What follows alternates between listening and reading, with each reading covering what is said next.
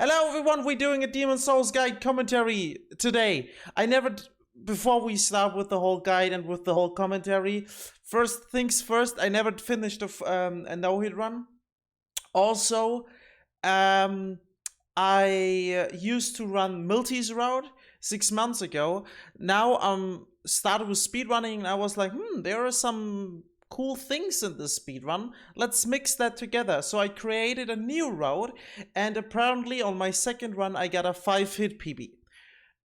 This 5-hit PB is actually pretty good because you still get to see the route, and I did some mistakes, and in the same run I fixed those mistakes and did it right, so this is good. This is a guide not to explain every single boss, because as I said, I'm pretty fucking new to this whole Demon Soul thing as well, so I don't have the experience to explain everything in the perfect detail. This is important, but I will explain everything I know.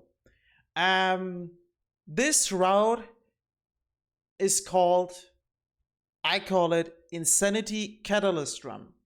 What we do here is we start as the Temple Knight, and we mostly use melee weapons like the Falchion, the Magic Falchion, and the Halberd at the beginning, and change later to more magic. Then it's a lighter, it's, as I said, a mix out of magic and melee at the end. It's pretty fucking cool. Why? Now we come to the why I did that. In the melee only run, you grind materials and a lot of ton of shit, which was for me personally really fucking annoying. For the Morian Blade, for example, to upgrade weapons, mostly for the Morian Blade, you deal a lot of damage with the Morian Blade. We're not going for the Morian Blade here. We don't have to grind materials. We will get materials and we will upgrade weapons, but we will get everything on the way.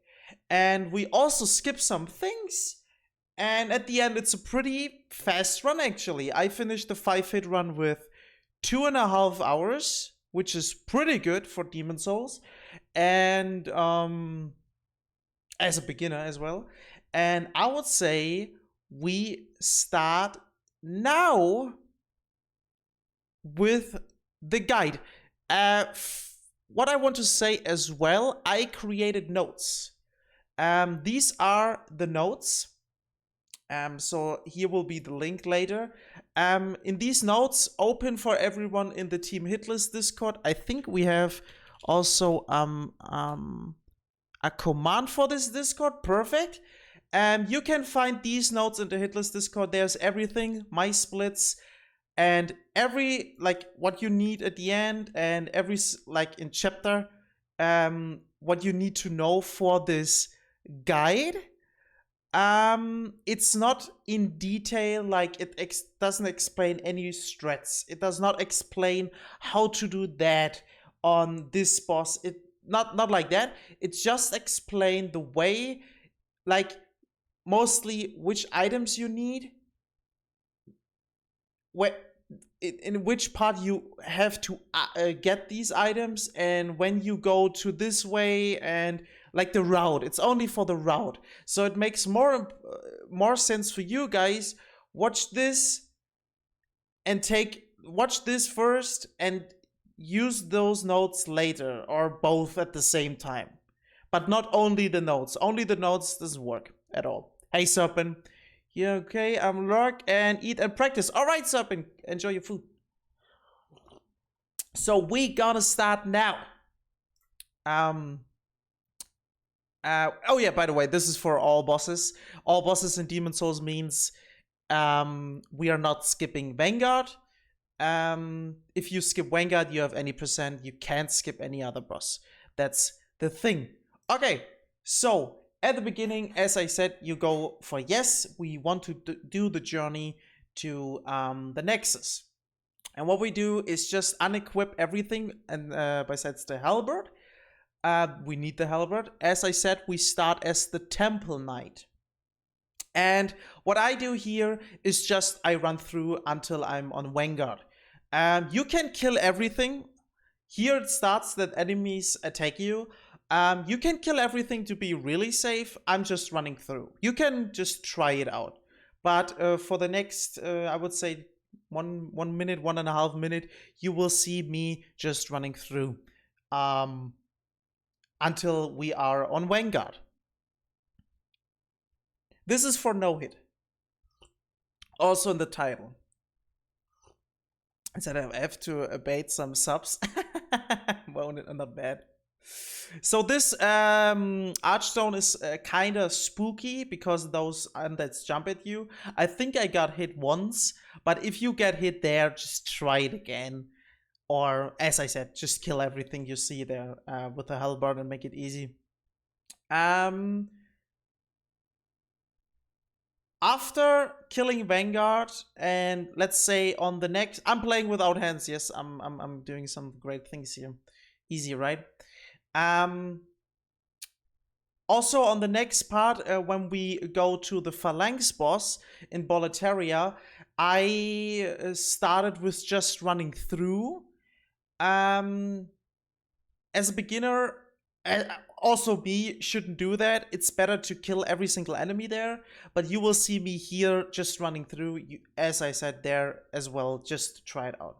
So we are on Vanguard. Vanguard is pretty scary sometimes because when he turns around, he can hit you just with his fist. So he's not actually attacking with his fist, but he's just moving around and the fist hits you like he's stepping on your foot, but with his fist. What I do is just try to be behind him, run behind him, and do 1 or 2 attacks. The best is this attack from him, the stomp. There you have like a couple of attacks on him, but yeah, make sure that you first dodge his attacks, and when he's doing nothing, then you attack him. And don't be too greedy. As I said, when he turns around and the fist hits you, it actually hits you. So be careful there. But besides that, it's just killing Vanguard at the beginning. A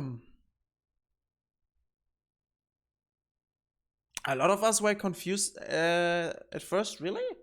I put it in the title. Why is no one reading titles anymore? Dino, what's up? How you doing? Yeah, this fight takes a while. I actually have to say that I'm going in there really greedy, but nah, it works, right? I guess you have to try out what is good for you.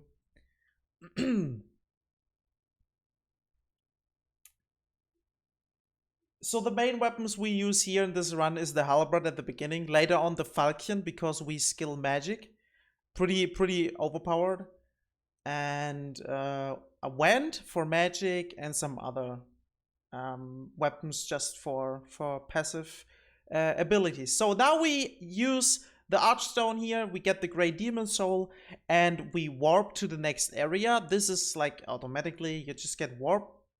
And here are just some items. I mostly just pick up everything besides the sharp stones. I think in this run I just pick up everything. We will see. You will get some grass, moon grass for healing. For example, this was a moon grass, but I skipped it. But the most important items here is the souls and heartstone. We don't need any sharp stones. If you get some sharp stones, we don't need that. Okay, we can deposit this later on a dude.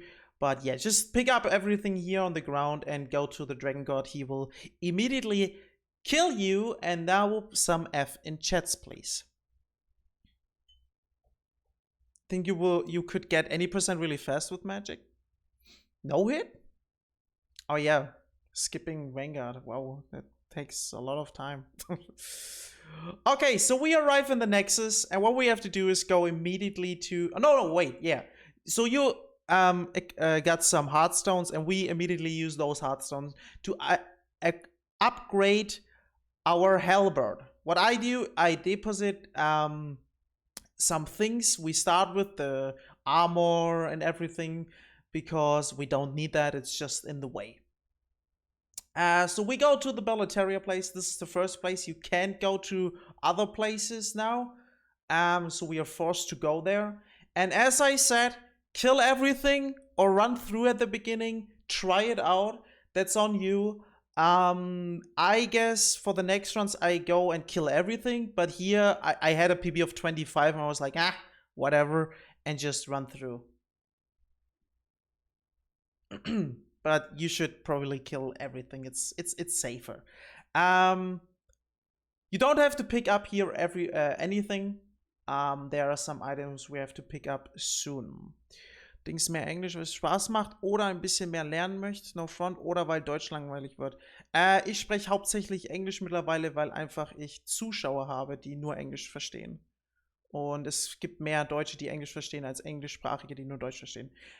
Very important, pick up those bombs. Here are some fire bombs. We need them later. This is one item you have to pick up. Here mostly I just kill this dude and run up. Here as well, play safe.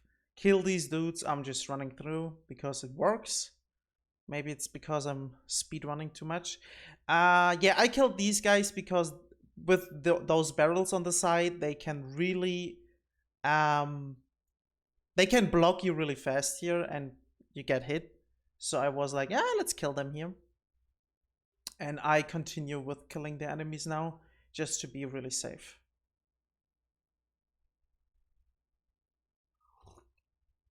So now, wait, here I can show you something. Here is like a torch slot hold thing. It holds torches. There is no torch. Just go the stair up until you're lined up with this torch thing, and the ball will roll down. You just go back and avoid the ball. So here I'm baiting this dude down because above, behind us, is an archer. And if you go up and try to kill him, this takes some time, the archer can attack you and like shoots balls at you, and this is not good. We skipping this dude first. Go into this room because this is the second room before the no, this is the room before the second fog gate. Here are another bombs, fire bombs. And now we just go to the fog wall. What I'm doing here is I avoid to dodge him again. And you can do this in this room really, really well. With this box of stones, you just go around here. So the next part is you go to Ostrava. I mostly just run down here. You can also just jump over the wall and use your fist. You can also use your halberd, but fist is better to kick him down. And you collect the Thieves Ring, which we immediately equip now. Ostrava is killing the undeads, and you just wait until all of them or most of part of them are dead. I think I'm just explaining some things here. Oh, I forgot to equip the Thieves Ring. The Thieves Ring is like the Fog Ring in DS1. It makes you harder to see for enemies. So I'm waiting here that Ostrava is killing dudes, and now I'm like, that's okay. I will help him a little bit. Just jump down. Talk to the dude. Here are some souls. If you want to collect them or not. It's up to you. So here I go into this corner and attack twice. And here I did like, oh no, it worked really well. Yeah, there's like 2 enemies. Yeah, I equipped the Thieves Ring now. So you should do that while you wait with Ostrava killing the dudes. Really important here, don't run, just walk slowly so you can backstab this dude. Cool thing about Demon Souls is if an enemy is on the ground like that, you can attack him. And he gets damaged, which is perfect. You just backstab him and immediately do another attack. Here I mostly just do a running attack because he needs some time. And this is, I would say, one part where I personally got hit like a ton shit of times. Because if the enemies or I break these these what is this? Like this close. What the fuck is that? You know what I mean here, like these brackets or whatever that is. The frame drops really hard, and these undeads can jump and do a really fast attack. What I do is most of the time I want that the undeads destroy these things, and I just wait. And really important on these undeads is bait the jump and go away, and then wait a little bit more, because then to, I would say 90%, they will start to do a really fast, like raging attack. And if you're too close and you attack him, they will die, but you will get hit also, like as well. So what I do, maybe we will see it.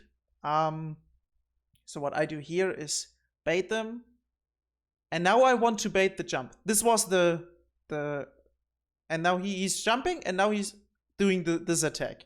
And you need to be like far away and try to get the best distance with your halberd.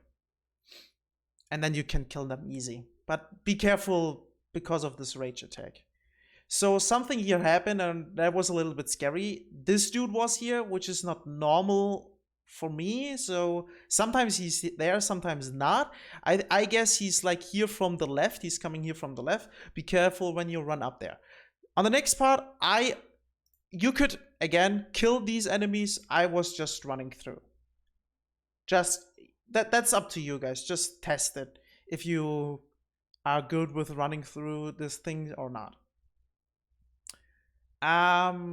We kick this, so the ball will start to roll and kill all these undeads. So on the corner there are two spear undeads with spears, and these are really like scary because they also have a lot of distance. When you go to this edge here, to this edge, one will start to walk to you, but not the other. They are not like instantly aggro. They always just walk a little bit to this hallway. And what I do is the first one starts to walk, and I immediately kill him. So I only have to worry about one undead, or not both at the same time. When you have to fight both, you could use a fire bomb. You should like not use all of them, maybe one or two, but not more, because you need them later. Or you do this. So he will start, it's just one, and I kill him. And the other, as you can see, was not aggroed, he was just walking again, and I just kill him. What I do here is I kill the first dude with the axe, because he's aggroed first. Then, you can see here, let me go back a little bit. You can, that was forward. Perfect. So you can see here this line. If you go over this line, you will trigger the dragon. What I do is I go over this line. These archer will start to shoot at you, and you have to stand behind this pillar. If you stand here, you get hit, because this is like I don't know how this works, but the bolt will go through this wall, but not behind. Not on this pillar. So just stay behind this pillar until the dragon comes, and wait for him to start breathing fire. And when he starts, run. Not not across the bridge. We run backwards to the how can I say that? Like a place where the dragon sleeps, and we just collect something. So he started with fire, and I just run back this hallway. And then we'll get to another dragon. He's sleeping. Don't be scared by this monstrum. Just get some souls. I think it's souls. We just collect these two items here. Yeah, that's a soul. And that's a soul. Then we drop down here, and there we get stone of an archstone, or shard of an archstone, and some full moon grass. Grass again is for healing, and the shard of archstone works like a homeward bone. but we only have 2, and we also only get 2 of them, like only those 2 for the whole run, and we also don't need more. To read chat until he commented the whole run. No, I'm good. I'm just, when I explain important things, I just keep going and then I'm back. More Demon Souls know it? Yeah, I did a 5-hit run yesterday, Chaos. And I guess, yes. No hit and speed run. So now I'm running across the bridge and start to trigger these dudes. What you can do here is you just go forward, trigger both, and run backwards, because the dragon is again triggered. You have some time on the bridge. What I did here is I only triggered one, and I was like, let's kill him really quick, you know? What you can do is just go there, run backwards, and hope that the dragon is killing them with fire, because sometimes they are de-aggroed and run back. Why can't I hear that? Chaos, thank you so much for 2 months. Kiss, kiss. Nice. Yeah, you can rather do this, or like me, try to kill him really fast and then wait for the dragon. Really important, wait for the dragon and don't just run over it. And here, be careful with the balls. So now I run back. I was a little bit too slow because now he's running to me and the dragon didn't kill him, but that's okay. Now he's going back and I just do a running attack and kill him. So, and now the dragon is gone, and now you just can run over the whole bridge.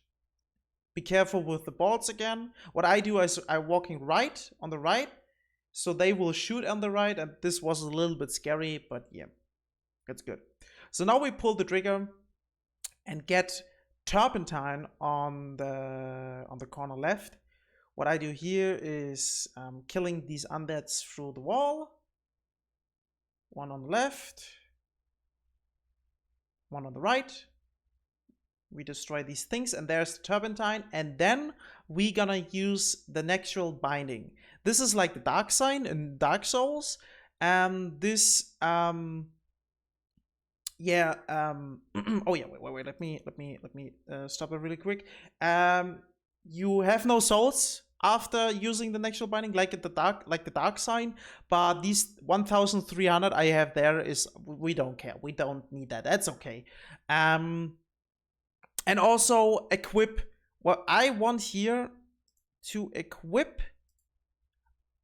What I did here is I unequipped these things. I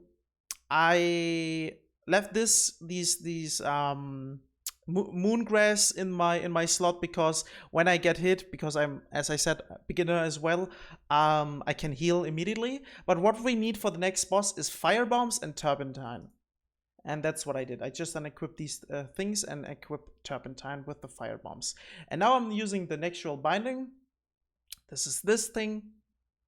Oh yeah, I was thinking of Shard of Archstone, but then I was like, we don't need those 1300. We get ported to the Nexus. We go into the Archstone again, to Boletaria, and just run through to Phalanx. That's the same. You could kill the first undeads again, or you do it just like me, just run through until you're on the Phalanx boss. So when we get into the Phalanx boss, we go immediately to the pillar. Phalanx boss is a boss with a lot of enemies with spears, and they can throw the spears as well. Like, they can use them in close combat and they can throw the spears. We wait behind the pillar and let the big blob come to us. The big blob is the main phalanx, and we have to kill the big blob, not the small blobs, but the big blob. The small blobs protecting the big blob. What I do is I throwing 1, 2, or 3 fire bombs at the beginning to kill some blobs, so we have more space to actually attack the big blob. So, and what is really, really fucking important to know. So I'm running to the pillar, and what is really important to know, what we want is that this big blob is coming here to the pillar. If the big blob is here really close to the pillar, you're not able to, or you're not gonna kill all these blobs. So that means they can attack you through the pillar if the blob is really close and if you are really close to the pillar. So make sure that you're like have a good amount of distance from the pillar, but not too much, because sometimes a blob here or here and they can throw spears and then you're dead. How this thing works, they are not like, let's say they are not aggroed with attacking, and if you go out, they will equip their spears and start to attack you. And if you go behind the pillar again, they will unequip the spears again until you go out again. And what we do when this thing is really close here, we go out, do one attack, only one. Don't be greedy. If you do two, you can get hit to, I would say, 99%. There's a chance that you not get hit, but most of the time I got hit when I was too greedy and did two attacks. Just do one attack and go behind the pillar again. Wait a little bit. You can see it on the blobs. For me, it's more like a feeling thing until they unequip the spears again, and then you can go out again. If the big blob and with the small blobs are on the big blob, if they are coming too far around the pillar, you're not safe again. What we do is run the whole thing around to this pillar here. We're just using these two pillars. And then we do the same. Just wait behind the pillar. The big blob is coming to you. Go out, one attack, go behind the pillar again. Wait, they unequip the spears. Go out, one attack on the pillar again. So I go here, wait until this thing is really close. I'm using turpentine. You should do the same. Oh no, yeah, I was first throwing the bombs. So this bomb was a fail. This bomb was also a fail. So I threw 3 bombs and I was like, shit, that was really bad. And it was actually really bad, but that's good because it shows you that you don't have to throw the bombs. It's better because the big blob is not that protected anymore and you have less enemies shooting spears at you. So try to get 2 bombs on it, but don't be too greedy as well. So I run out, do 1 running attack, and immediately go back again. So now they aggroed with the spears. I'm waiting. Now they put out unequip the spears again, and I can attack again. And I go behind the pillar again. And I do this the whole fight. In this fight, in this run, I got hit by phalanx. I think I was too close to the pillar. We will see. It was right at the end, actually. I got hit from the side. Yeah, we will see what happened there. But yeah, just continue with the strat. Go behind the pillar again, and don't be too close. I'm actually really close here. I mean, it's okay because the blob is also not too close to the pillar. I missed a shot here. So did you see that? Did you see that? There you can see it. This blob will now attack through the pillar. Doing this attack, I miss it. And now pay attention on this blob here. That. Through the fucking pillar. Did it again. And now I was like, too many blobs. That's spooky. I run around. And you should do the same. What I did in this run, I was not moving a lot. And I think that's the reason why I got hit. Move more because I'm not pretty sure with that. It's just my thoughts. I think the big blob is faster than the slow ones, as you can see. The big blob is already coming to us, but the small ones are like behind there. So you should move more. Running attack again. Let's see when I get hit, because I'm actually curious what happened there. Waiting behind the pillar again. Wait, they unequip it. You can see it on the blobs. The spears are gone. And now, as you can see there, they will put the spears out again. And now they unequip it again.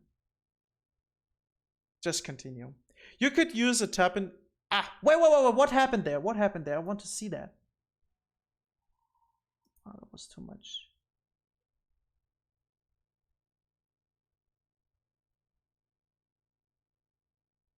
Who was that? I think this is... Yeah, I already got hit there. Shit. Okay, wait a second, guys. Let's play this in slow-mo.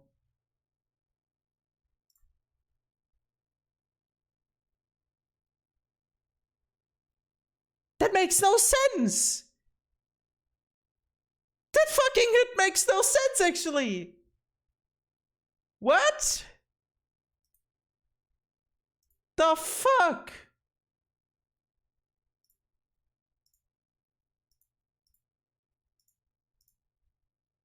Look at this.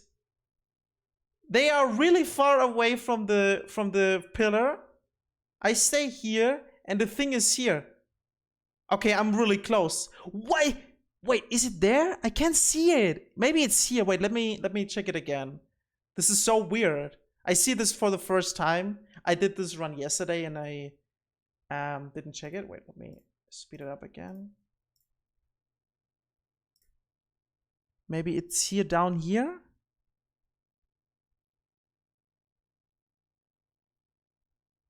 Ah! There it is. It was here. The thing stepped me through the fucking pillar. Okay, so that means be a little bit more away from the pillar. And when you can see they coming around and could technically throw spears at you, just go around again. Do just more movement than me. I was like, and then I was like pissed and just run through and attack them too often. There you can see 2 attacks. They immediately throw spears at you. And all that is perfect. I do so many mistakes. That's wonderful. At the end, I was attacking twice again.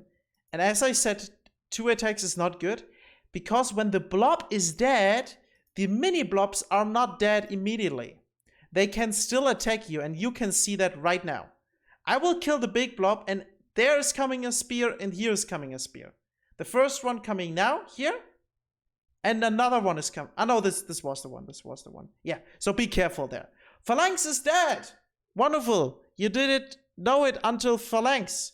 Collect the dropped items. I was really unlucky. I only got sharp stones. As I said, if you get sharp stones, we don't care. If you get some hard stones, good. Because we just need some hard stones to equip, to upgrade the halberd. If you don't get hard stones, it's okay. You don't need that much. The range, what we want from the halberd is, wait, I can show it in the notes because everything is in the notes. What we want from the halberd is in between +2 and +4. Right now we are on +1, and we just need hard stones and large stones. Later on we can also we could also buy hard stones, but there are some safe drops on the way. We will get enough. So now Phalanx is dead. What we're gonna do now is go up to the Monumental and talk to her, because the Monumental unlocks all the other stones to get into the levels. And then we then I go to the Stonefang tunnel. This is optional, but right at the beginning of the Stonefang tunnel, Archstone, there is a lizard. And if you kill him, you have the chance to get hard stones, large hard stones, sharp stones. I think large sharp stones, but this is luck. If you're lucky and get 8 hard stones, good for you. You can upgrade your halberd again. If not, who cares? You don't need it that much. You could technically buy from the soul some hard stones on the shopkeeper, because there's a shopkeeper, but it's not that necessary. You don't need that. So I just dropped down there. You could technically just go the stairs down. You should drop down here because there is laying down a soul. And what I do is I drop down, get the soul, and maybe use all the souls I have in my inventory now or after the Stonefang tunnel. Let's see. I'm talking to her. Yeah, I go for the Stonefang tunnel first. Hey, Cynic, what's up? Yeah, Demon Souls Guide. And hey, Iska, what's up? Hi. How you doing? So, we go to the Stonefang tunnel and kill the lizard. Be quick, because he can run away and then you don't get your items. And that's the next thing about my run. We don't have to farm lizards. What you do in the other run is you kill lizards, and if you kill a boss, you can reload the game and get the lizard spawns again. The lizard spawns so many times how many bosses you killed in the same area. I was pretty late here with the lizard. But we don't need that. So I got 8 sharp stones and 2 large hard stones. 2 large hard stones is pretty good, but 8 sharp, we don't need that. And what I do here, and you can do the same, just use all your souls. We don't need any of them. Just use them so you can use it for leveling up, or maybe buying on this shopkeeper. He's here. He's sitting here. Some hard stones. I think 1 hard stone is 500 souls. I think I also buy some for yeah. You need 4. You can always upgrade your halberd after Vanguard, after Dragon Guard, when you collect the hardstones there to +1. And you need 4 for +2. And then you need 6 and I think 1 or 2 large hardstones. So if you get no hardstones at all, buy 4, or make sure that you have 4. Make sure that you have 4, because then you can upgrade your halberd to +2. Yeah, we go back to the Nexus, upgrade the halberd to +2, and level up magic. Or I just level up right now, yeah. So in this run, we want magic. That's the first magic on 30 or 31, something like that. Let's say 30. You want magic first on 30. That's your first, what you do. And then, let me stop here. Wait, yeah, perfect. The first thing is leveling up magic to 30. So you can see it on the notes. I have written down this there. If you have to level up magic 30. If you're done with magic on 30, then you skill intelligence until 30. If you've done that, the next thing is magic on 40, and the rest just an intelligence to have more mana. Intelligence gives you more mana, MP, and more slots for sorceries. Magic just increases your magic power. So it's magic 30, intelligence 30, magic 40, intelligence, just the rest, what you have. That's it.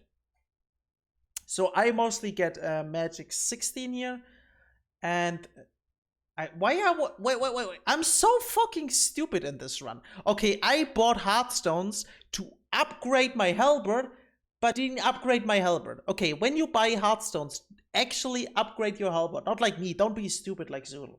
Upgrade your halberd. And then level up. It's better. But you can see with a +1 halberd, you are fine on the next thing. So the next Shrine of Storms, it will take a long time. It's super scary. You can see it in a moment. We're gonna do their specific strat. So what we do is we unequip. Oh yeah, wait, the first skeleton is more important. I equip my, no, we still have the fire bombs equipped, yeah. I stay on a specific spot and unequip my thief ring there then. This skeleton gets aggroed, but they always roll at you. And he will roll against this stone. And when he's arriving at the stone, I will go to the right of this stick here. Of this, I think it's a flag or something. And then we throw 3 fire bombs to kill this skeleton safely. You can see it now. So here is like grass thing. I use this grass thing here, not this one on the left, not this one. This is too close. It's more like to the left, this grass thing. It's like, I don't know, half a meter left from this stick. Like there, here's the grass thing. Unequip it, equip it again because he's aggroed, and then I focus on him, lock on, and make sure that you're not going too far to the right, because then he glitches here and attacks you and you're dead, or your runner is dead. Make sure that you're just right to the stick and he will roll against the stone. And then we just fry. Then I go a little bit back, and then we just throw fire bombs and he's dead. They can drop soul remains. If they drop soul remains, good for us. We need a lot of soul remains in this run. If not, doesn't matter. We can buy later some. Okay, but you should loot them. Soul remains are good. So the trick here is I unequip the thief ring and go for the first skeleton first. He will get triggered here.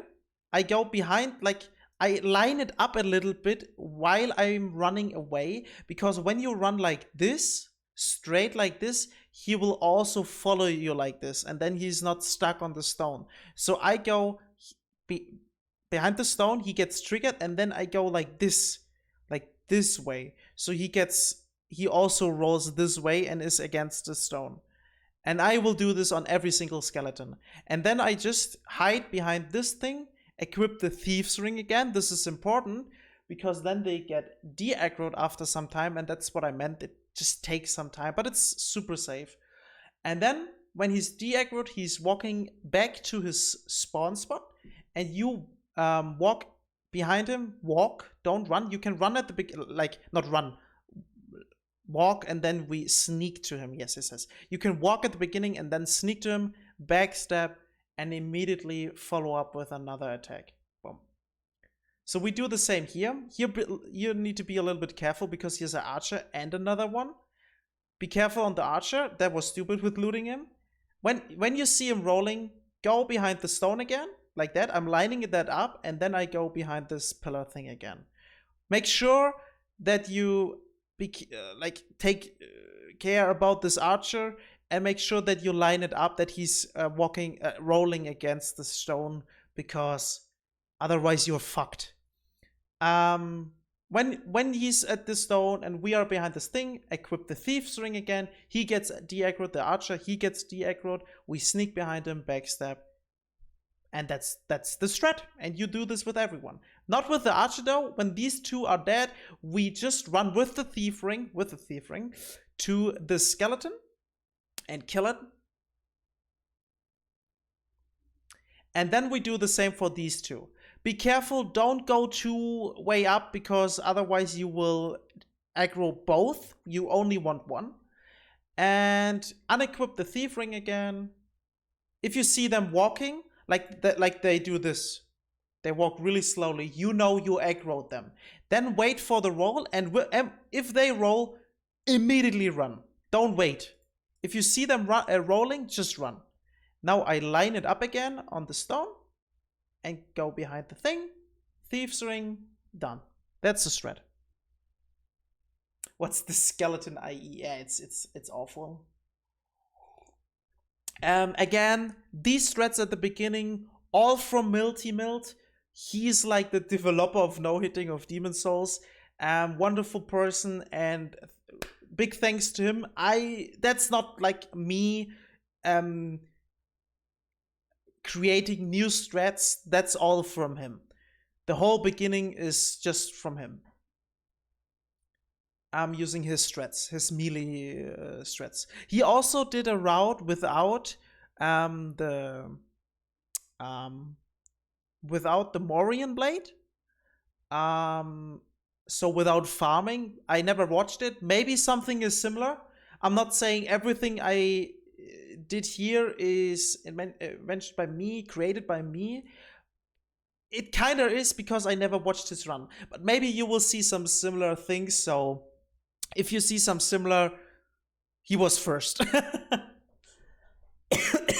Okay, so we did this with all the skeletons. Then we just run up. There are two archers. Be careful with the archers. Equip here the thief ring again. Sneak behind him and kill him.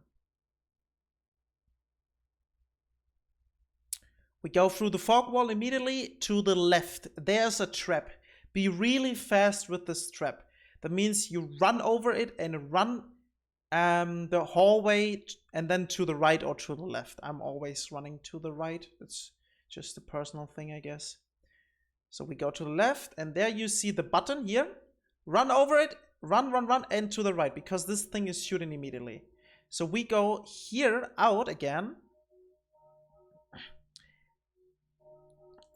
Collect 4 soul remains. Now I have 8. I have 8 because I found some soul remains from the dead skeletons. And here's the super scary red eye skeleton. We throw a soul remain here, so he gets... Oh yeah, by the way, sorry. For everyone who doesn't know, soul remains is like a lowering skull. It's the same thing. It throws differently because in Demon Souls you throw things really weird. It feels weird. And also soul remains are programmed really scary because sometimes if an enemy is aggroed at you and does an attack and you do a soul remain, he's still attacking you, even if you... It's scary, but most of the time it works. So you throw a soul remain against this thing, go to this item, and you get the Falcon. Crestus Falcon, I think it's the name. You could technically equip it immediately or later. We don't need it like right now, but we equip this Falcon on the other right hand. I'm telling this again later. So what I do here is using Turpentine, throw a soul remain against this wall, and kill this dude with 2 hits. These archer also taking the soul remain, and I throw another soul remain because the soul remains are like at least not that long, so better throw 2 than only 1. I throw another one against this wall and just kill these dudes with 2 attacks. So then we go down here and get the copper key. So we collect the copper key. We need this in a second. Be careful with this trap. This trap shoots from this wall and from this wall like a whole square. So make sure that you're not step on the trap. Get the item, the copper key. Now we drop down and there is a Vanguard 2.0. Oh yeah, I collecting him because he dropped the soul remain, which is cool. So now I'm equipping. Here you can see. Wait, let me show you this. This is important. Too fast. Too fast. Was it here? Yeah. So this is your left hands and this is your right hands. And important, we want the halberd and the falcon on the right hand. Okay? So we want to attack with this, with the right hand. So I always have the halberd here and then the falcon on this slot.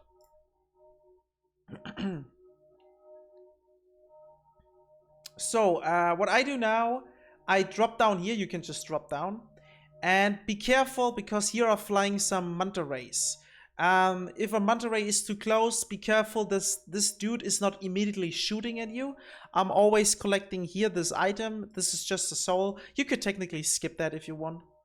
The Vanguard has a weird... Oh yeah, I was checking here the manta ray because he was like coming really close. That he's not shooting a spear. They can shoot spears. So I'm here waiting for the Vanguard because he can do, I think, even a triple follow-up. This is really scary. I wait until he's like doing this, like he's like really setting up his, like, is a little bit exhausted from his attacks and wants to walk at you, or you know, and then I'm running past him. We come to the next trap. Activate the trap and go back. The trap is coming from behind you. If the trap is activated, we go into this hallway and attack this wall because it's an illusion wall. So and now we have here 2 skeletons. We unequip one skeleton. The first one is looking away from you, so you see his back, and the other one right behind the hallway, like away, more away of distance. Sorry, English is not my native language, by the way. Is far away, but when you unequip the Thief's Ring, he will immediately start to aggro and roll at you, and that's what we want. We unequip the Thief's Ring, he starts to roll. We go immediately behind this pillar here, and he will roll against this wall. We equip the Thief's Ring again, and now we wait until we can't see the sparks anymore. Because then we know he stopped with rolling. Or maybe you can also listen to it. Is when you stop, we sneak. Really important, sneak, guys, because otherwise they can hear you. Sneak behind him, backstab, kill. The other one you can immediately backstab and kill. So earlier we got the copper key, and the copper key is to free Bleich. I guess it's his name. Bleich is really important because we can later buy on Bleich unlimited soul remains, which is pretty cool. So this is Bleich. We use the copper key. I'm also getting the soul, and then just talk to him. I think this is enough to talk with him, but was making sure and also talked like with this, like with him. So then this area is like almost done. You go up to the gate again, so we have to pass the Vanguard again, but he's like looking with your back to you. That's cool. Just run. He can't get you. He's too slow. Go to the right. The trap is still down, so everything is good. Go up, and then we use a skip. This is actually a skip. We run and use the 30 FPS of Demon Souls and get over a wall. So I run like that, and then here is like, this is the spot where I want to run over it. And don't roll, you can jump in this game anyways, just run. And it should look like that. You land here and drop down. You will get now the Regenerator's Ring. Equip this Regenerator's Ring.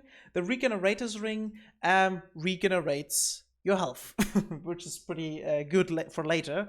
I was just equipping it because why not?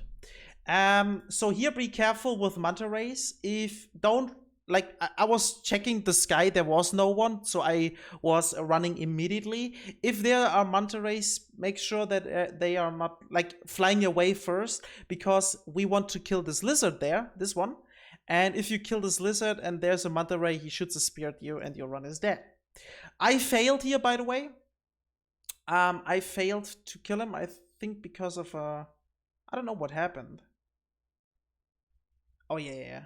I did this by accident. He was dropping down. I loaded the game, so I hope the lizard is up again, but he was gone. This lizard drops you Dark Moon shards of Dark Moon. And the shards of Dark Moon is the next shard, which is really important. We need Heart Stones and Shard of Dark Moons, or Dark Moon Stones. Let's say Dark Moon Stones, because there are also like differences, like shards and chunks. Dark Moon for Falcon, and Heartstone for Halberd. So kill this lizard and loot him, pretty good. But you will see it's okay if you don't get him. Then we run this hallway, trap, go to the right, and then throw a soul remain against here, the stone, the shit, and then we go into the adjudicator. What I do here is I running the first stairs down and use a turpentine immediately. Then I follow the path, drop down here the stairs, roll back, because you can see here this pillar, and here is like we was running here earlier, like before we dropped down to the stairs, we were running here, and the adjudicator can destroy this pillar and the ground there, and this crumbles and a chunk is flying down. You can see this chunk in a second, and this chunk, if it hits you, you get damage and you get a hit. So wait here until this chunk is gone. Now it's coming down here. Whoop, that's it. So now you can go attack his blood here, go to this right leg. You can't get hit there from his attacks. He is repeating with his same attack over and over again. Just go to his right leg and attack here his wound spot.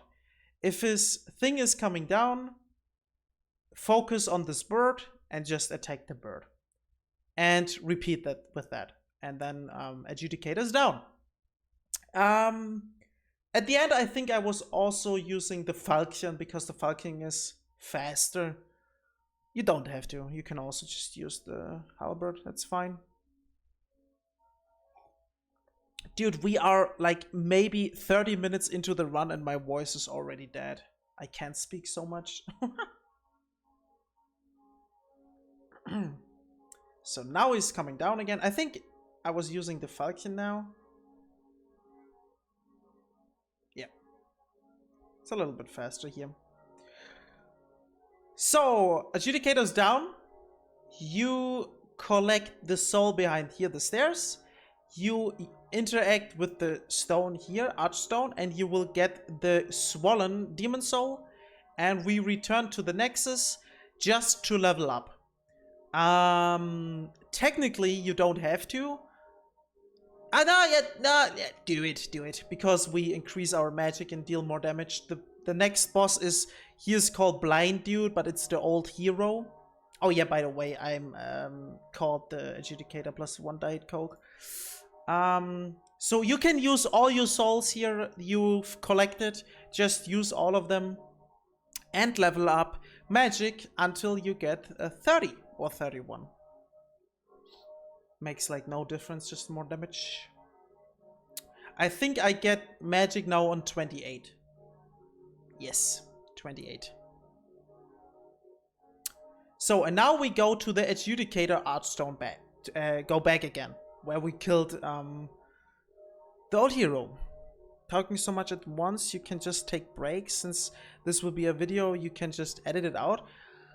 I don't want to edit. Yeah, you're right, Morty, but I don't want to edit it actually. So we run down.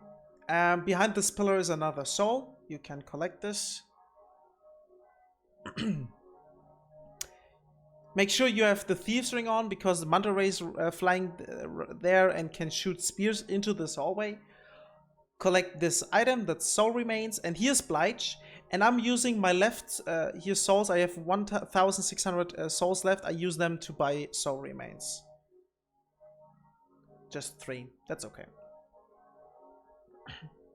So we open the door. And now sequence, and now we come to the next strat. We go to the left and collect the kunais. We need them later. 11 of them. And now we come to the strat. So here we want to drop down. On the stairs there are 2 ghosts and the Reaper. If the Reaper dies, all ghosts in this area die as well. What we do is dropping down, throw a soul remain against the pillar, running up the stairs and kill the Reaper immediately. Important, don't use the Falchion, use your halberd. Your halberd deals more damage on the Reaper, way more than the Falchion. So you can see it, equip the halberd, jump down, and we throw a soul remain here against this pillar. Just run these 2 ghosts and just kill the Reaper with 3 or 4 hits. Yeah. So Reaper is down. Really important. Oh, oops. Really important. If you kill a Reaper in this run, oops, that was a little bit too much, I guess. There you go. If you kill a Reaper, loot the Reaper, because he drops Shard of Dark Moonstone. And that's what we need to upgrade the Falchion. On the Falchion, it's the same thing. We want it between +2 and +4. +4 is really rare. Most of the time you get +2 to +3. If you can get +3, it's okay. If you have +2, it's totally fine. If you get +3, if it's even better. But make sure to loot them. They can also drop a chunk of Dark Moonstone, but this is really rare on these dudes. Step on this platform and a sequence starts. And now I just collect every single item here. There's Moongrass. There are some souls. Here's some Dark Moonstone. This is important. Collect that. I'm running up here the stairs because here's just some souls again. You actually don't have to do that, but it's, I mean, it's there. Why not, right? There's another item. I was avoiding this. And now we go to the old hero here called Blind Dude. Don't worry. I changed the splits here. You can see old hero here. These are my notes. Okay, so now we come to another strat. I collected here an item. And here are flying the manta rays. You can see that. And now we come to a hill with 3 skeletons, 1 archer and 2 melee. No one can see you because you have the Thieves Ring on. What we do, we walk on a specific spot, and it's here in front of this grass. Don't go immediately don't go on the grass, because when you go on the grass, you're too close, because we will unequip the Thieves Ring now. These dudes start to roll. He will start to shoot at you. We equip it immediately again, and they will just roll down, and you just avoid this archer and kill him with the falchion now. The falchion makes more damage on these skeletons. If you kill these 3, use the soul remain here. Collect the item, it's a soul, and just pass these skeletons, go through the fog wall. Now here laying down some other soul remains. Collect them. Here are on this item here to the right is again Dark Moonstone, but before you, really important, before you collect these items, throw a soul remain against this wall here, because this ghost can shoot a laser and will kill you. Throw a soul remain, collect the item, and just pass them. Yeah, I was a little bit scary and stuck here, but I was able to go around there. If you're here, you don't have to worry because of the ghost behind you. That's gone. But we have to throw another soul remain now, but more now on a straight way like here. I did something wrong here, and I think I managed to make that really good. I threw a soul remain too high, and it landed on this wall. This is not too good, because behind this wall there's the Reaper. We want to kill the Reaper to get rid of these ghosts again. But the Reaper can also use sorcery, and also if the soul remain is here and this ghost is triggered on the soul remain, he can laser through the wall and kill you. So what I did there, I threw the skull, I saw it, and I wasn't throwing another skull here to this wall, just to make sure they're turning around. And now just use one attack and he will fly down and dies on 4 damage. Now we wait a little bit until the dude is dead and the ghost dies as well. We don't need that item, it's just a dagger. And now just follow the path. Not a lot of collecting here anymore, I guess. So now we come to another ghost. Don't throw a soul remain there, just run past him. It looks really scary, but you're good, trust me. It's rather on the right, on the left. Here was on right. And now I did something wrong here. You have to throw a soul remain, a straight line. Try to line it really straight, the soul remain, that the soul remain is flying on this wall here. What I did wrong, it was too far down and too far to the right. Don't ask me, I have no clue how I survived this laser. But I did. So throw another soul remain if you fail it, like that, and kill the Reaper again. And loot the Reaper again. Really important, loot this Reaper. Wait a little bit. Everyone will die, and we loot the Reaper. Get some Dark Moon again. So that's it with the looting. I know, I think there's coming another soul, but you can skip that or loot it. It's your choice. Now, on the next room, just run through. Don't wait. Just run through. These ghosts, when they're too close to you, they explode. And we fight the old hero now. The old hero is blind, so he can't see you, but he can hear you. That means the whole fight, I'm not running. I'm just walking, not sneaking, just normal walk. I go in there and yeah, collect here the soul, and I will explain this in a minute. So what he does, the old hero, he starts with this attack. This attack is not just a hitbox here on his weapon, it also is a range attack because it follows up like a wind thing because he's so strong. Let's put it that way. If he does this attack, like a vertical straight attack, roll to the left or to the right, but not back or forwards, because this wind can hit you. And now what we want to do is just walk, not run, walk behind him and attack him. When he's walking like that, you saw him like slowly walking, then you can attack him. He has two patterns then. He's one, screaming immediately, but it's just screaming because he gets hurt, or he's doing this. On both patterns, just attack him and then go away from him. Go away. He can run at you like that. I was lucky because he was running against the wall, and when he's running against the wall, he stops. But when he runs to you, he does an attack, and that just be careful when he's running to you and comes really close. Make sure that you have to roll to dodge an attack. So when he's walking like that again, we walk to him. I waited a little bit and attack. He's doing the right-left thing again. When he's screaming, I go away. Okay, he did nothing, so I go to him again. When he's walking, you're safe, you can walk to him.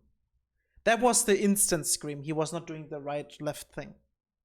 So he did the swing, just go back. So when he's walking again, go to him again. And that's the whole thing. That's the whole fight. This fight takes longer because he has a lot of HP and we are not dealing a lot of damage. Oh yeah, wait, this is not, again, important. When he's doing an attack, but you're not close to him, he's mostly doing this at the end of both hallways. Then you know he will change the direction. So you can prepare and go on the other side like that. And then you just continue. Attack him. When he's screaming, go away. Ah, he was just doing a spin, and then I was walking to him again. He can also do like a bubble attack. There's the same, just go away. Maybe we will see the bubble attack, we will see. He's like putting the sword into the ground and does a bubble attack. That's the boss fight. It would take some time, and I will rest my voice now.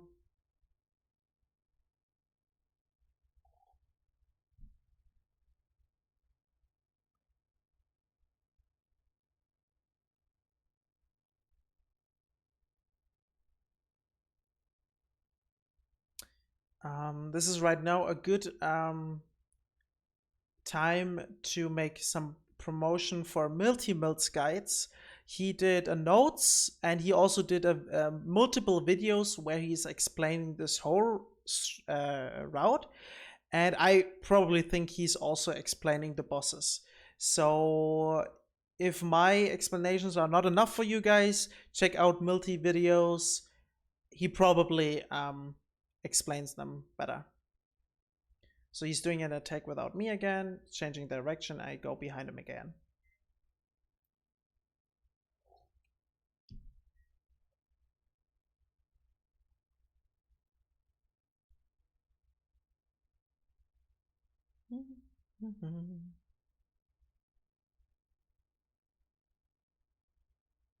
I will close my blankets until this dude is dead.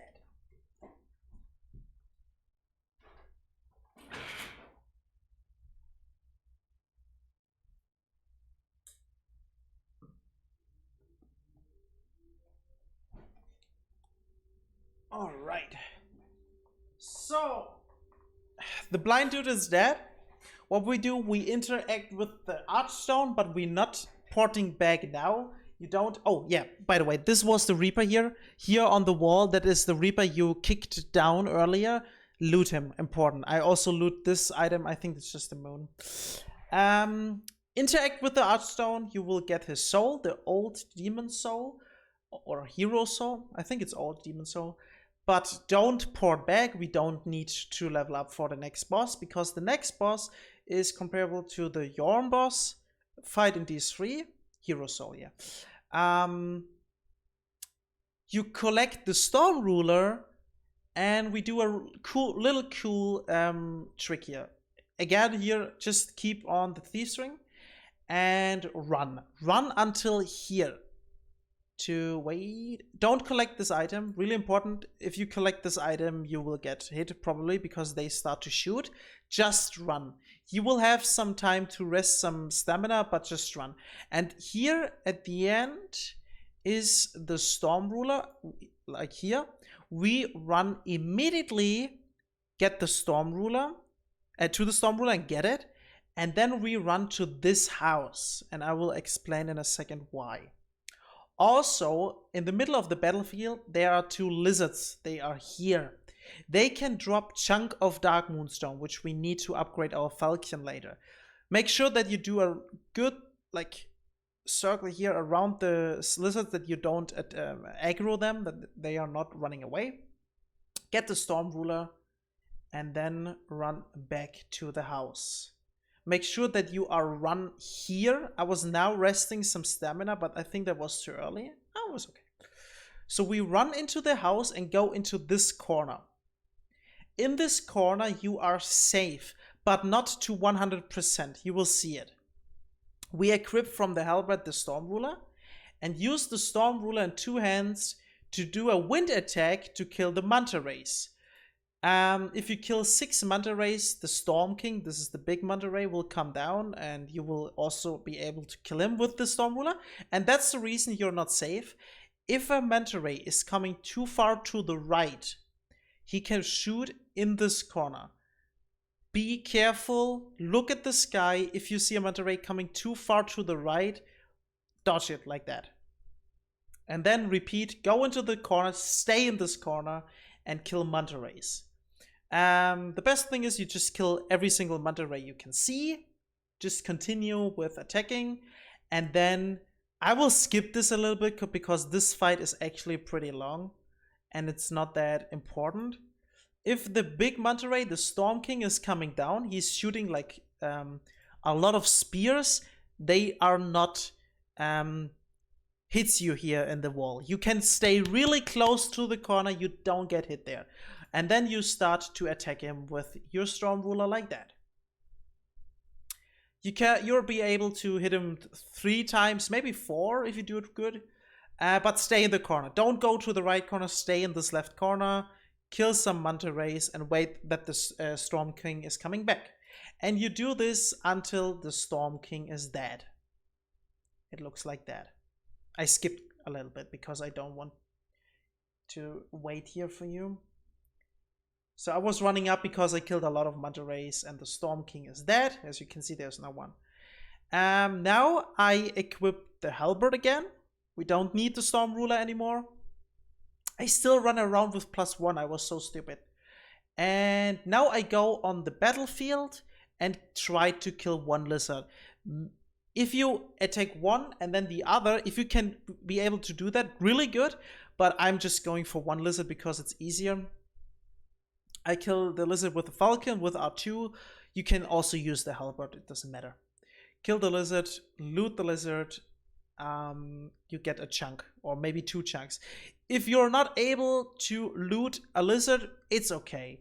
As I said, you will be able to upgrade your falcon on +2 and this is totally fine. So now we go to the archstone and get the, what was the soul again? I don't know. You get the soul from the Storm King, and we port back to the Nexus. Here again, you can use all your souls. It's really important. Just use all of them. Later on, we will get some souls we are not allowed to use. Be careful. I wrote this down in the notes. I will mention it, of course, again. So now you use all your souls and level up. Wait, what I'm talking to my chat. So you can use, as I said, every single soul you have. You level up magic to 30 again. Really important, just to 30, and then intelligence. And you will probably have magic now on 28. Put this on 30 and you will get magic on, I don't know, 20, something like that. Maybe more, maybe less. Doesn't matter now. We need the mana for later. So you can see magic on 30, like that. I was doing 31, that's also okay. And then just intelligence. Just push intelligence now. And you do this until intelligence is on 31. And I was able to get 28 already, which is pretty good. You only need for the beginning 31. If you have, or 30, even 30. If you have 30 is important. If you have 30, good. Then we go on magic for 40 again, and then again intelligence. But this is later. If you did that, we go to the archstone, to the adjudicator again, because now we will get the Makoto. The Makoto works exactly like the symbol of avarice in these one or in the other games, Souls games. It drains down your HP. The Makoto, we use this to get our RTSR later. The setup for the RTSR. It's really important in this game because the fall damage is so weird. Whether you get 1% damage or 1000 and you die. So make sure to get the Makoto. Just go here. I have 7 soul remains left. This is okay for the next part. Do the same strat. Drop down. Throw a soul remain here. And kill the Reaper again. And loot the Reaper again. Important.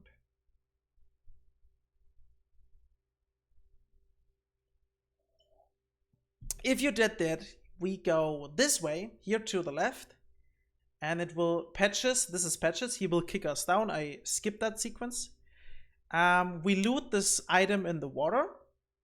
That's Shard of Dark Moonstone. Oh, I have to mention that later. I forgot this in the note. And the moongrass. We don't need the moongrass though. And here you can see the wall is like doing this. It's going like a little bit lower. We throw the soul remain here and just kill the phantom. He will not attack you, guys. I'm mostly just attack him 3-4 times, and then I do a backstep, and then I attack him again, and he's dead. Then collect the item here on the stone. This is the Makoto. And collect the item C drops. He drops stone of, I forgot this thing. That's important for you if you die. When you die in Demon Souls, you have half HP, and this thing makes it full again. You will get chunk of Dark Moonstone 3, perfect, and we don't need the Black Ice Stone. Ephemeral Ice, something like that is called. If we did that, we have 6,000 souls. You could technically use now a Shard of Archstone. This is the item we got from the from Boletaria, where the dragon was sleeping down, like the homeward bound thing. You could use that to be a little bit faster, but I was keeping them because I was not pretty sure on that point, do I need them later? So I was running up to the adjudicator archstone again and ported back to the Nexus. Let me skip that. Oh yeah, wait. This is important. On Blige sells Heartstones. Oh no, wait, this is my thing. Wait, let me. This is wrong. Sorry, this is my inventory. Wait a little bit. So, he sells Shard of Dark Moonstone and Cloudstones. We don't need Cloudstones. Michi MK, thanks for the follow. We don't need Cloudstones, but the Dark Moonstones. And remember, earlier I was not able to kill a lizard before Educator. He drops you 2 Dark Moonstones, and I bought them here. I had, let me see, because I was showing it. There. I had, where is it? 8 Shard of Dark Moonstones. And 5 chunks to that point. 3 from the phantom we killed, and 2 from the lizard, the chunks. And the shards, it's just the reapers. And we need 10 Shard of Dark Moonstones, and I don't know how many chunks, to upgrade the Falcon on +3. So if you want it really on +3, make sure that you have 10.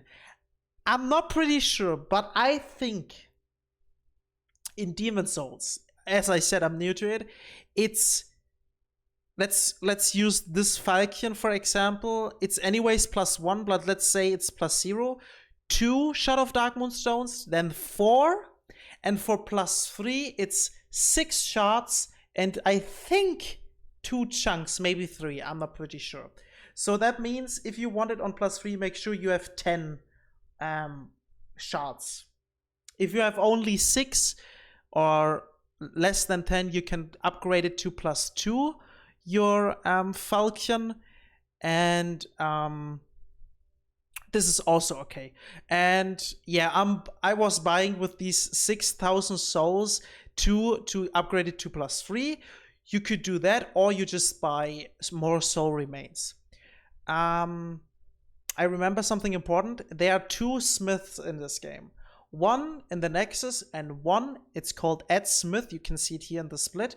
I called this split here weapon upgrade because it's here the chapter 5 weapon upgrade weapons. That's in the Stone Fang tunnel. This is his twin brother. Ed is the twin brother from the Nexus Smith. On the Nexus Smith, you can't upgrade the is it Crestus Falcon? Wait, let me check again. I don't want to say it right. Crescent Falcon. You can't upgrade this Falcon on the Nexus Smith, only on Ed. Just that you know, why you're maybe wondering, hey Zulu, why you're not upgrading your Falcon yet? Because I was not able to. But we will go now to Ed. So that means we port back to the Nexus and port to the Stone Fang tunnels.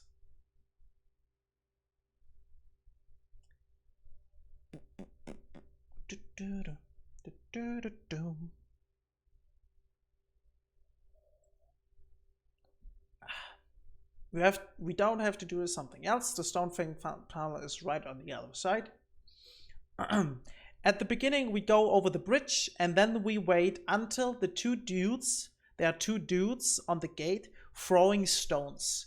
Wait until the circle, like the circle that you can run through without getting hit by the stones. You will see. I will wait a little bit. You have to look at them. You can see if they pick up some stones. They are here. And if I wait here on this thing, by the way, you can if the stone breaks like that, these stones you're flying around also hits you. And now I see no one has a stone in the hand. I run up. The first thing we do is activate the elevator on this thing. Go up, throw a soul remain in the room, and kill this Chester guy. This was pretty scary because I think I was too close to the door and he was shooting a fireball at me. Like that. So I killed this dude. He's going now for the soul remain. I get the soul there. And important, kill these dudes who are throwing the stones. If you did that, you can just drop down. And now I'm killing every single enemy in this room. With a Falcon and R1, they should be 1 hit with your +1 Falcon and with 31 magic.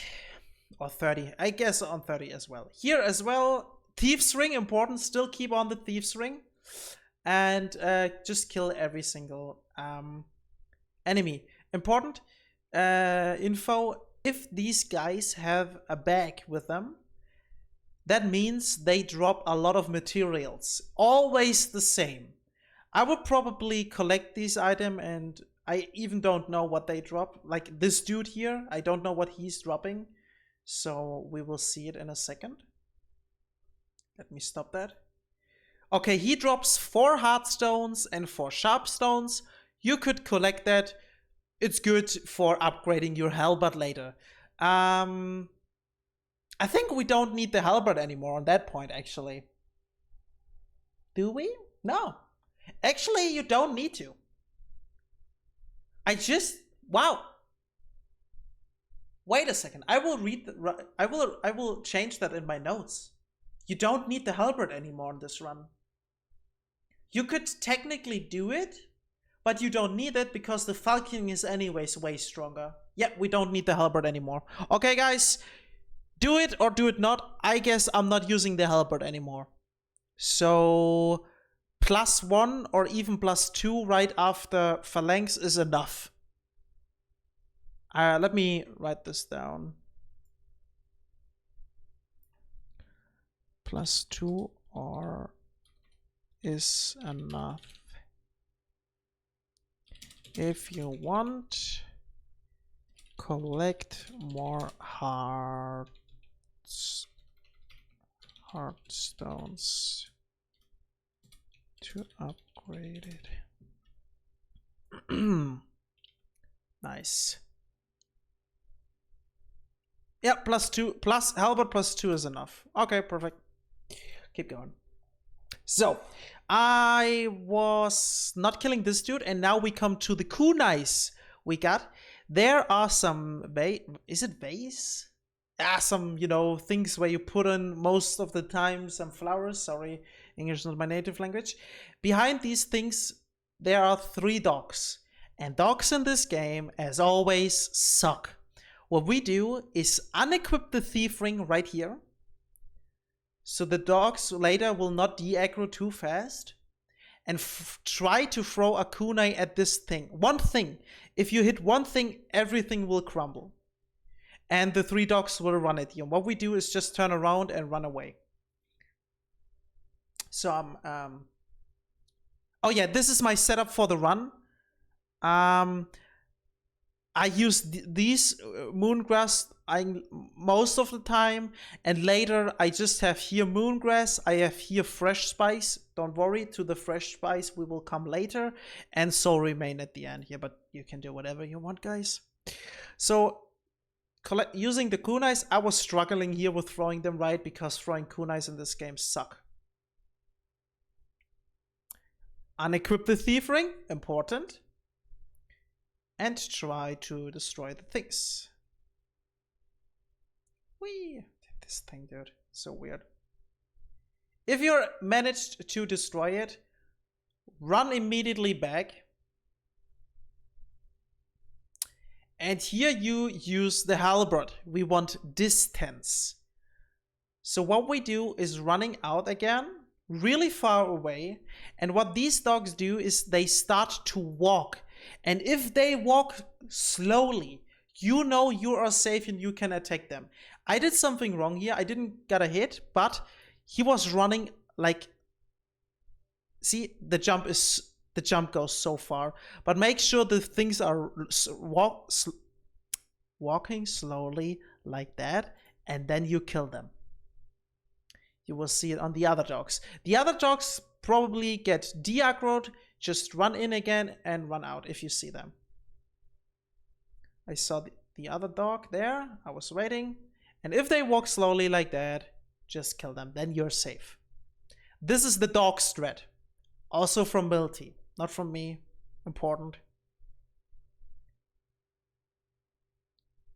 I actually like knows. I think I have no strats really from me, to be honest. So what we do now, throw a soul remain in there and kill this Chester. Seki, thank you so much for the raid, dude. Welcome everyone. We're doing right now a Demon Souls guide commentary. I created a new route and I want to show that. So I will probably only talk about this right now and not a lot with the chat. And hello to everyone. So you'll kill this dude behind this corner. Make sure if you go up there to stairs that you pull this dude and you kill this dude. And then there's a dude on the right side. Trigger him that he always does an attack. Bait the attack and then you kill him. Hey guys, how you doing? Welcome. Siggy, thank you so much for 6 months. Kiss kiss. Thank you for the support. So now we walk up. What I do is using the Thieves Ring. What you could do is run around, kill every single enemy, play really super safe, but you actually don't have to do that. Just collect the Thieves Ring, run over the bridge, but as far as possible on the left side, because this whole bridge will crumbles and breaks. And if you go on this platform, don't kill it. You can technically kill this dude. You could also throw a soul remain earlier, but I'm doing a speedrun strat here.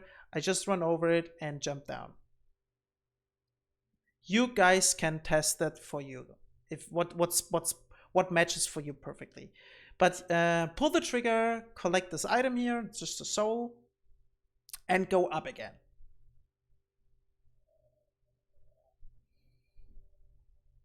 Thank you so much for the raid again, Siggy.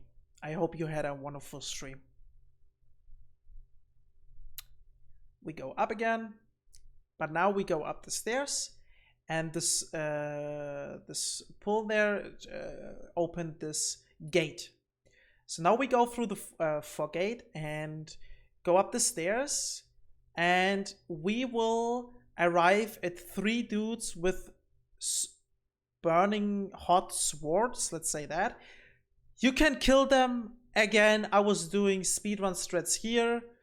No, not actually speedrun strats, but I was just running through. Just kill them with your falchion one by one and go through. And here, this is the last tunnel right before Ed. I mentioned this in the notes. Kill this dude. This dude has a bag and he drops always hardstone and large hardstone, but only if you really want to upgrade your halberd. You don't need that later, but you could do it. Do it if you want or not. I did it because I was like, oh, I need the halberd, but I wasn't. Collect the thing. You don't need this. This is just grass. And then walk down. Activate the elevator and use the elevator to go down to Ed the Smith.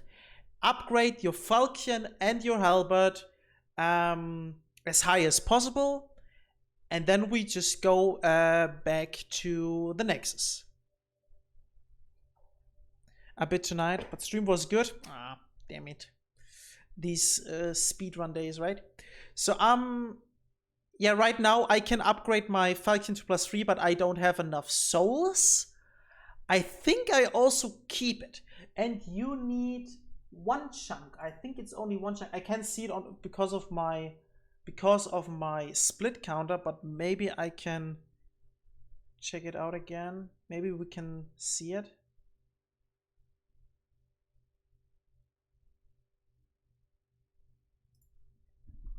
Yeah. I think it's only 1 chunk. You only need 1 for +3. So I upgraded, and then you need 3 chunks, and I think 8 shards, something like that. And +4 is really rare. And you also don't need that. But +3 is good. Try +2, +3. Try +3. If you don't have +3, it's okay. Stick with +2. So I was also upgrading my halberd now.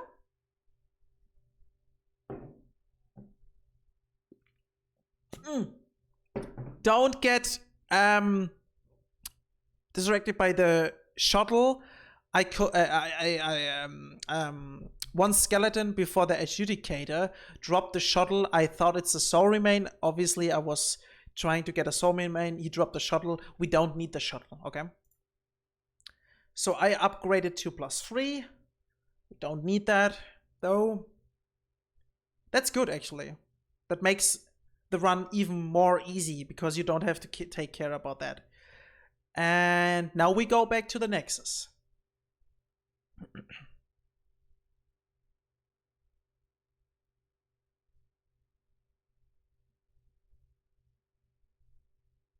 Oh yeah. I was going for this because I thought it's a soul and I wanted to upgrade my halberd on +4 because I had enough materials, but this isn't a soul. I just hoped this is a soul, but it isn't. Just clear stone. So yeah, I was not sure if I die there, so I was using the other way. No, I was okay. I jumped down. I'm a risk taker. So, and then you port back to the Nexus.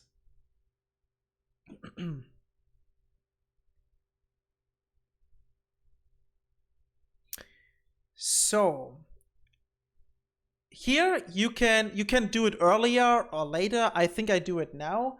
You can, maybe I do it even later. You can equip the Makoto. Really important. You can let's I think I do it later. Let me explain this later with the Makoto. There's something important you need to know. So, and then we go with the Archstone to Tower of Latria. This is, I would say, a pretty chill area. We kill the Cthulhu things with the Falchion, 2 hits. One you need to know, if you kill them and they drop something, collect it, because they drop fresh spice. Now we come to the fresh spice. Fresh spice fills up your mana again. So we need that for later when we're using sorceries. These Cthulhu things can do 3 attacks, a soul arrow, and let's say explosion, and a stun. Everything is obviously a hit. Make sure that you attack them when they look away from you. You will see it now. Check out where the Cthulhu thing is. I saw the Cthulhu thing is right there, the jailer. He's far behind. So I was killing him first. Here I was waiting behind the pillar. If you do a running attack, you will stagger him. And you can kill him. As you can see, if you're fast enough, you can kill him. Important, go into this cell. You get the wand. The wooden, oh, it's a wooden catalyst. Wait, why do I call it wand? Dude, I have to change that. Wait a second. Sorry, guys. It's wooden catalyst. I'm stupid. I think I say wand because it looks like a wand from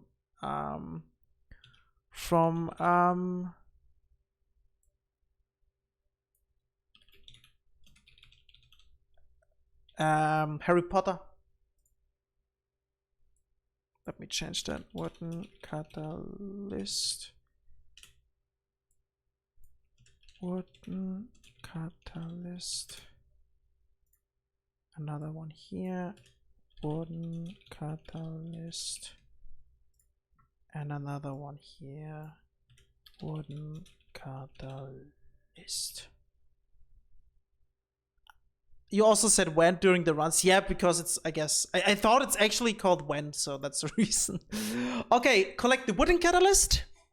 Now you could technically equip both items if you want. The Makoto and the wooden catalyst on the left hand. Important. Make sure, do I do it now or do I do it later? Make sure that you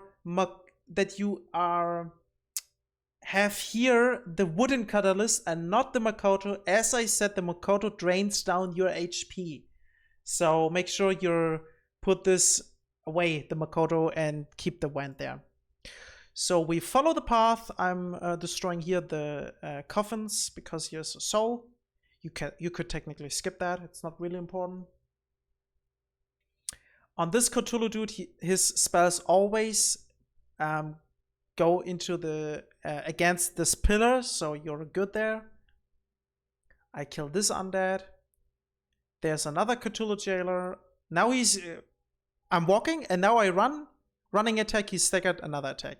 And now we go into not this cell, but we go back into this cell where there's the item and undead is crouching before the item. There you get the silver something. I don't know the name. Okay, he dropped Lotus and the silver coronet.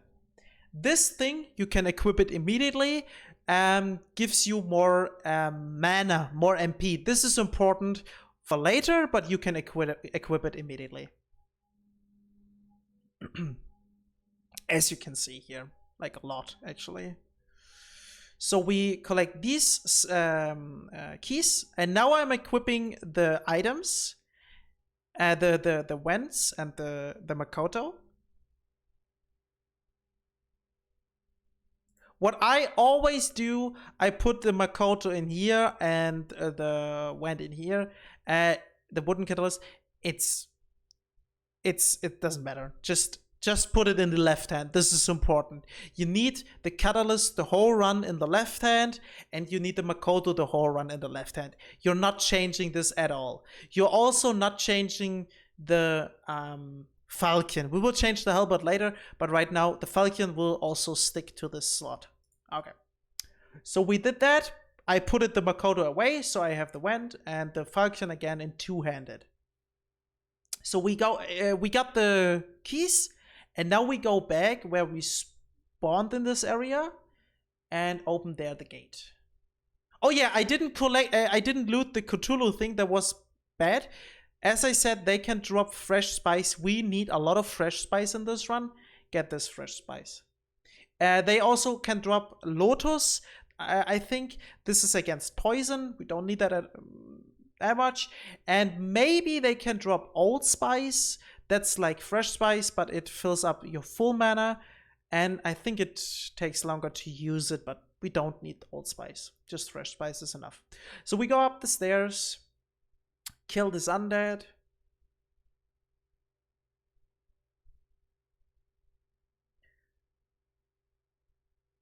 Now we go here to the right.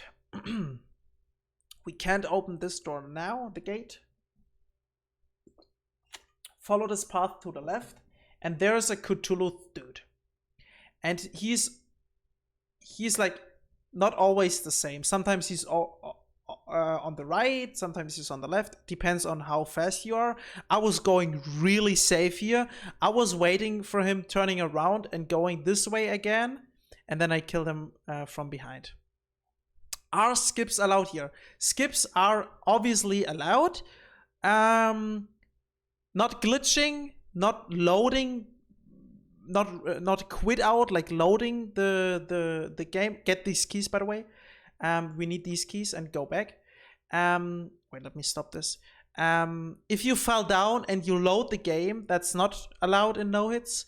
You could technically do the skip here. I wouldn't do it because it's too risky in a no-hit run. Because as I said, if you fell down, the run is dead because you die. Yes. And no glitching. No glitches in no-hit runs. Hey, Laser. Should I eat a baguette with herbal butter or garlic butter? Garlic butter. So you use the key to open this gate here. And wait for this Cthulhu dude. Kill it. I killed it here. That was way too scary. What you can do is just wait here until he completely de-aggroes and goes back again. I was going a little bit too risky here again. And then kill him. Outside on this, let's say, balcony, here beside the coven is some fresh spice. Collect that fresh spice. I ate both. Oh, this is actually pretty good, Laser. Enjoy your food. And hey, Avian, what's up? So I'm waiting here for another Cthulhu jailer that he's turning around. I'm playing this dude safe now.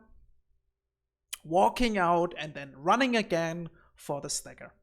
Okay, I didn't run because I'm stupid, but it works. You're fast enough. So now you're here. You go to the left. Open the gate. And jump down.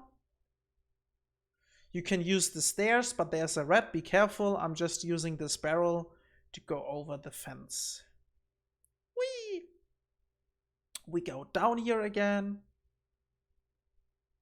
Oh, this is Old Spice. You can get this if you want. I mean, why not? Maybe you could use it later. So you go through this gate, and there are some keys. I forgot the keys here. You need these keys. I will come back later. Let me skip that. Yeah, I was not able to open the door because of these keys, so I go up again, got the keys, and you go down the stairs, completely down again, and open this gate. So now you're on the lowest floor. Here is a ball with a lot of dead bodies. This ball does this swing attack where like a lot of bodies swinging, and now he's casting a magic. What I do, the magic is pretty fast. Wait here behind this pillar, the magic is gone. Run. Wait behind this pillar for the magic. If you are not sure, I was just running through because I knew I have enough time to run through. And Fox, thank you so much for the follow. Are there other needed achievements during a run, or is no hit a more difficult any percent? Right now, this is an all bosses no hit run. In Demon Souls, if you skip Vanguard, you have the any percent. You can only skip Vanguard. You can't skip any other bosses. So I would yeah, you should go for all bosses because skipping Vanguard would be like, wait, you know. And it's not about any achievements. It's about going through this game without getting hits. If you want to know all about the hitless community and also the rules, check out the hitless Discord. Now we go out and there is a big trap. I go for the fast strat here. There's another way through the let's say dungeon here to go outside. You go behind here, go here to the right, and you can deactivate this trap. I do it on the fast way because I feel great with that. This trap shoots arrows, always 2 times, and I just roll them. Roll, roll. I'm just walking, not running. Roll, roll. And again, roll, roll. And then I deactivate the trap. I'm behind. And collect every single item on the bridge. You will get souls. You will get the Cleveret's ring. And yeah, this is the important stuff. So the Cleveret's ring is the exact same ring like the RTSR, the Red Tearstone ring. You get more physical damage, or not only physical, you deal more damage when you are on low HP. And now I'm using the Makoto to drain down my life. Make sure that you unequip the Regenerator's ring, because then you drain down your life and the Regenerator's ring get you HP back. And this is stupid. So unequip the Regenerator's ring for the Cleveret's ring. Let's say RTSR. And what I do, you will see it, I will unequip the Makoto, equip the wooden catalyst, and back again always. Because like that, the HP drains faster. You could also just hold the Makoto in the left hand. This also works, it's just slower. That's all. You go up here the stairs, the right tower, completely up the stairs, follow the hallway, kill the undead, and get the keys. Hey, Membrand, what's up? Yes, you need to. Demon Souls is wonderful. And I'm continue doing the Makoto thing to drain down my HP. So we go through the door here. Important, kill the undead. It's important for the boss Fool's Idol.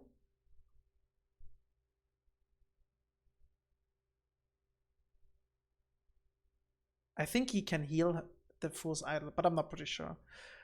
Get this key. This key is pretty important for later. So we go back and we still continue with draining down our HP. And here you can see like a line. I would say it's a line. It's like the overlay, this gray overlay stops here.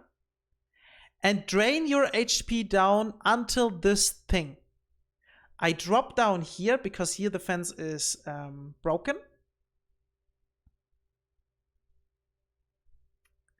I'm waiting here that the HP is right there. I think I do it a little bit more just to make sure that I have the right amount of HP.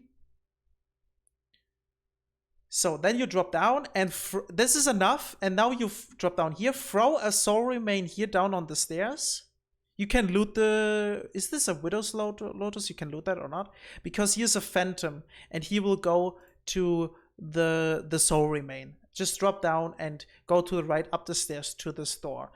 This red shows you have the RTSR, and also this lightning on your body shows you have RTSR activated. Now we just need the Falcon in two-handed, and you can one cycle Fool's Idol. Run up to Fool's Idol. I'm collecting the souls. Run up to Fool's Idol. Make sure you have full stamina when you are on Fool's Idol and want to attack her, be careful on this undead here. This undead, it will happen here as well, will walk here, and I was so fucking scared. Just be careful for this undead. But sure, stamina is full, 4 attacks. Wait, stamina is full again. Not full. I think half is enough, but I panicked because of the undead. I think you just need 2 or 3 attacks later. So full stamina, 4 attacks, and then 2-3 attacks, and Fool's Idol is dead. Wait here on the coffin, or oh, it's not a coffin, it's an altar. Let me change that really quick. Coffin. It's a stone altar. Is altar the same? I think so, right?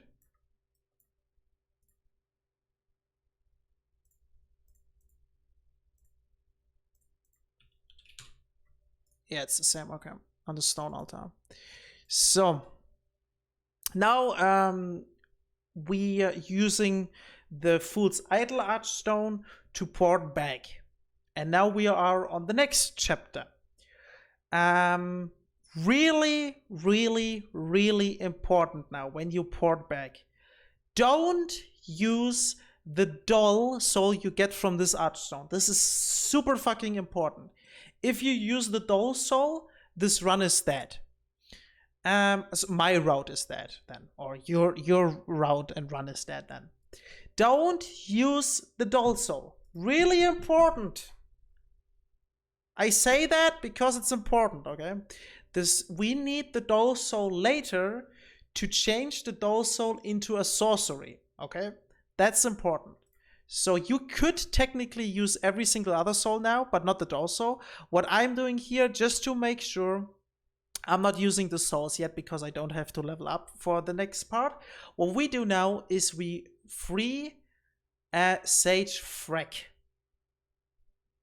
This is the next part. We port to the Tower of Latria again. Not to the Fool's Idol Archstone, but the Tower of Latria again. We free and rescue the Sage Freck, talk to him, and then port back. And there is important, there we use our first shard of Archstone, the bone, the homeward bone thing. Go to the right, up here.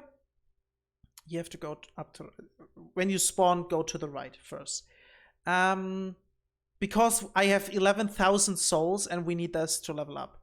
And now you can see here my equipment, what I need for the full run. This moongrass, fresh spice here, and here the soaring mane. And also, wait, let me show this again, really important. No, let's do this later. That's okay. So we killed this undead again. So we went up again. He dropped some lotus. We don't need that yet. Right now, that's called Royal Lotus. But as I said, we don't need that. So we have to go out this balcony again. So we wait for this jailer turning around. And kill him.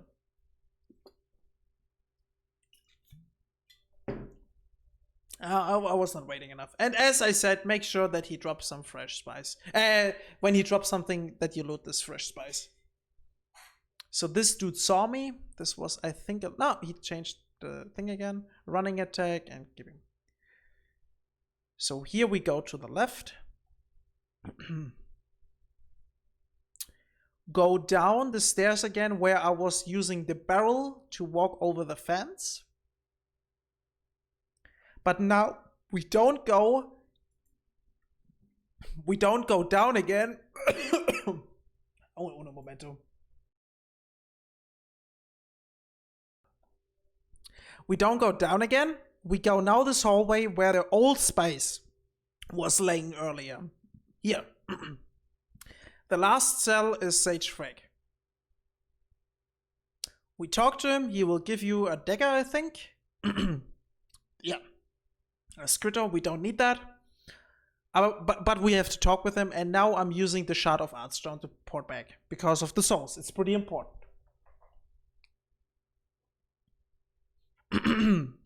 So and now, I mentioned that in my notes. Um. Oh yeah, I was telling you guys here to level up. So you could technically level up here, but you know what? Let me just delete this here. Oh, I was also not buying. Okay, I can delete this here too. Okay, because I was not doing this.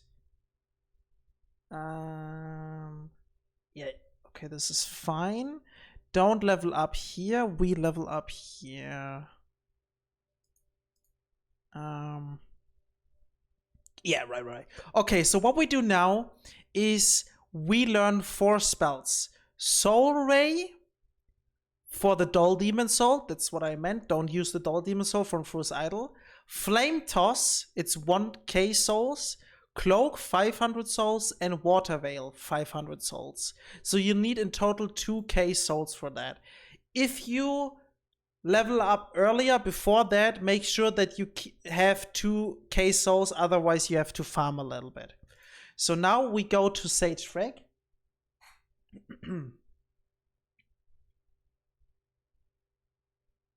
He's here behind the stairs. So really important, we learn the spells. Here you can see Soul Ray for the Dull Demon Soul, Flame Toss for 1000, Cloak for 500, and Water Veil for 500. I will explain now every single sorcery really quick. No, wait, I am next.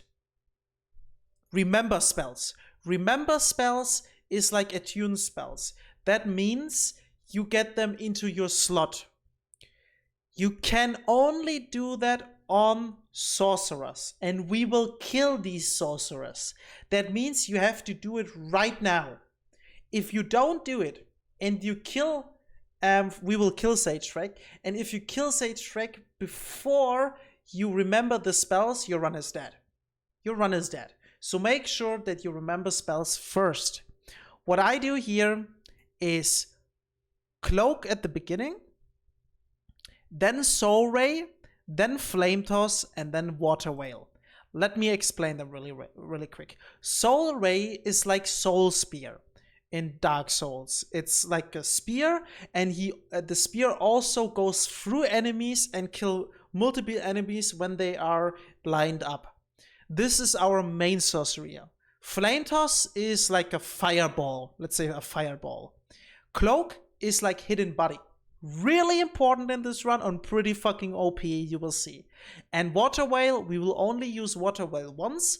It drains you in water, and we can walk over lava later without dying, but I will come to this later. So what I do is here Cloak, Soul Ray, Flame Toss, and Water Veil. So now I'm gonna use all the souls, I guess. Oh yeah, no. Next, it's optional, but I will recommend it. We go on the opposite side because there are miracle dudes here. And with the Temple Knight, the class we started, you also start with the miracle heal. This heal is just in the way because we're not using it. Here you can remember the heal and just get rid of this miracle. Remember miracle and just unequip the heal. Because fuck that. So now, what I'm doing now, let's see. Let's see what I'm doing first. Okay, I'm killing him first. No, I'm... Ah! Okay.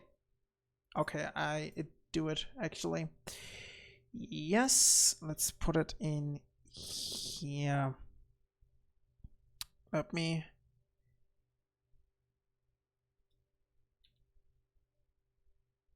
Yes. This is important, guys. This is fucking important. Wait a minute.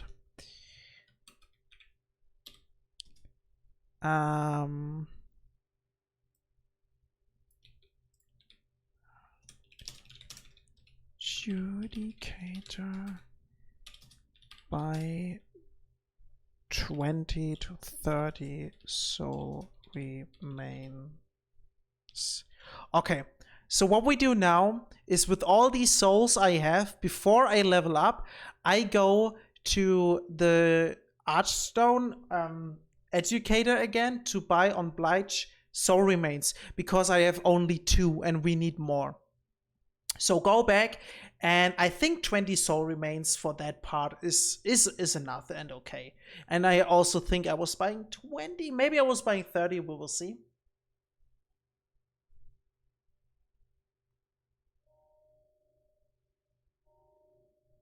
Yes, I bought 20 for 10,000.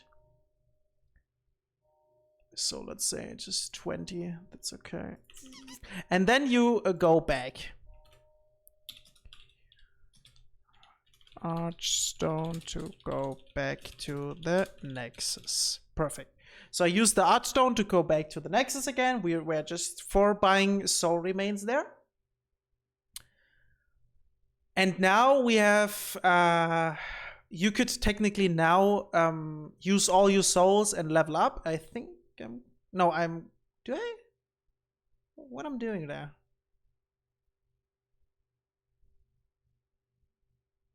What the fuck am I doing now? Why do I go this? This is, oh yeah, I forgot something. What I forgot is killing Sage Freck. And that's what we're doing right now. I wanted to keep these souls because I was like, maybe we can't level up and I'm just wasting those souls. I forgot to kill Sage Freck. We need to kill him now. He drops you a ring. The ring is called, I will go back in a second. The ring is called, where is it? Wait a second, let me stop this. Ring of Miracle Sharpness. This ring increases your magical damage and decreases your defense against magical damage, but we won't get hit anyways. So go back. You can level up if you have some souls left. I think I just say here, use all the souls from your inventory, and now you can level up intelligence. I didn't do it, you can do it, it's your choice. And then we killed Sage Freck, and I'm doing is like that. I'm using the Soul Ray with the wooden catalyst, and then I just attack him with the Falchion in one-handed. Maybe you have enough time to do two-handed. I was checking if I have all the sorceries. Maybe you have enough time to switch to two-handed, but I just did it with one-handed. Optional, there's another sorcerer. He's pissed because you killed Sage. You can kill him. You could also just avoid him. I killed him for safety.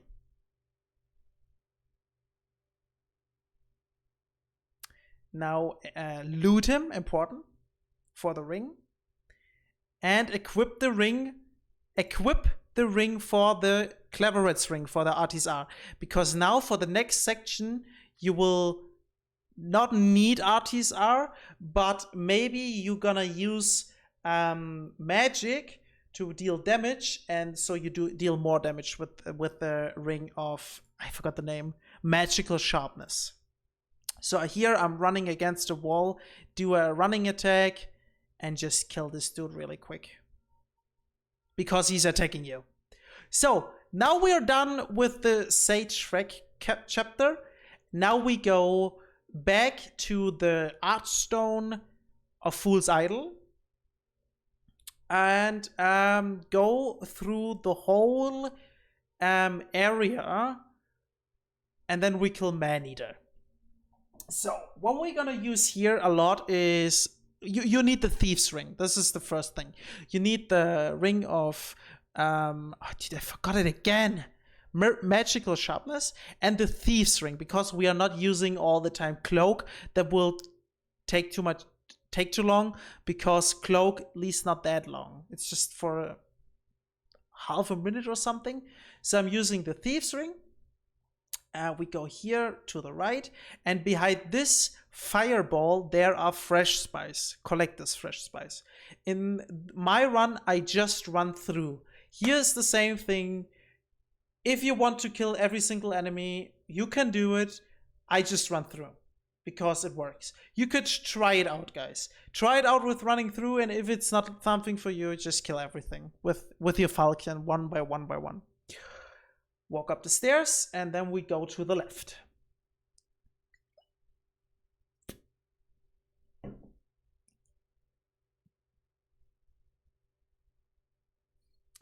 So there's our archer. Make sure that his builde is not attacking you. By the way, if these flying man-eaters falling on your head, because as you can see, they're falling down, right? This deals no damage. You get no stagger. This is not a hit. That's pretty cool, actually. So they fall at you, but you don't get staggered or any hit or damage or something. Avoid this dude and just run through. Go through the fog wall and walk up the stairs. Best soft drink out here? Exactly, Groot, exactly.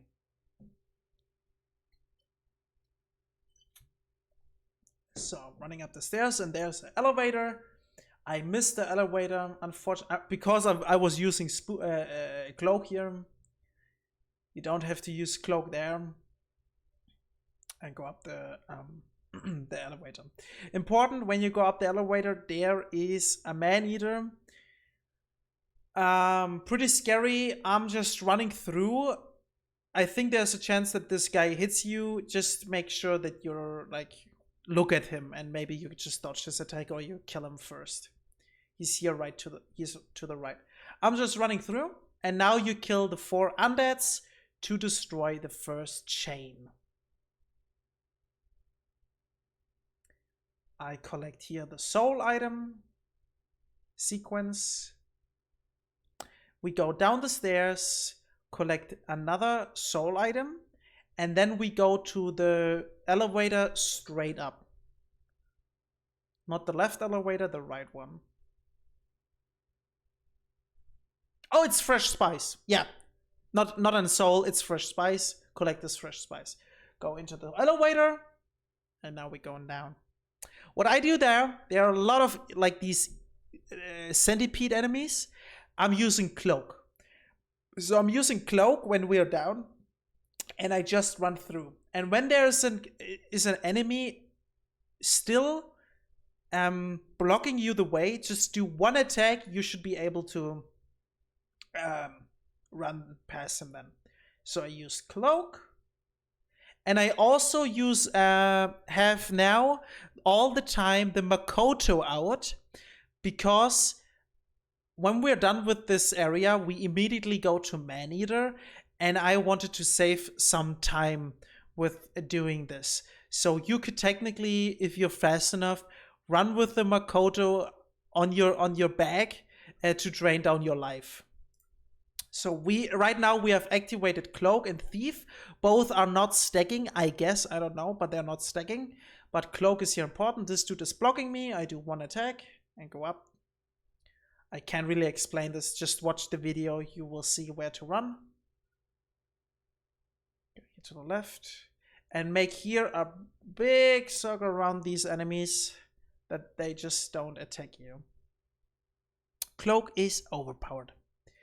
So now we will come to a Cthulhu Jailer Phantom. We just throw one soul remain to the left, run past him, and use Cloak again for the next part.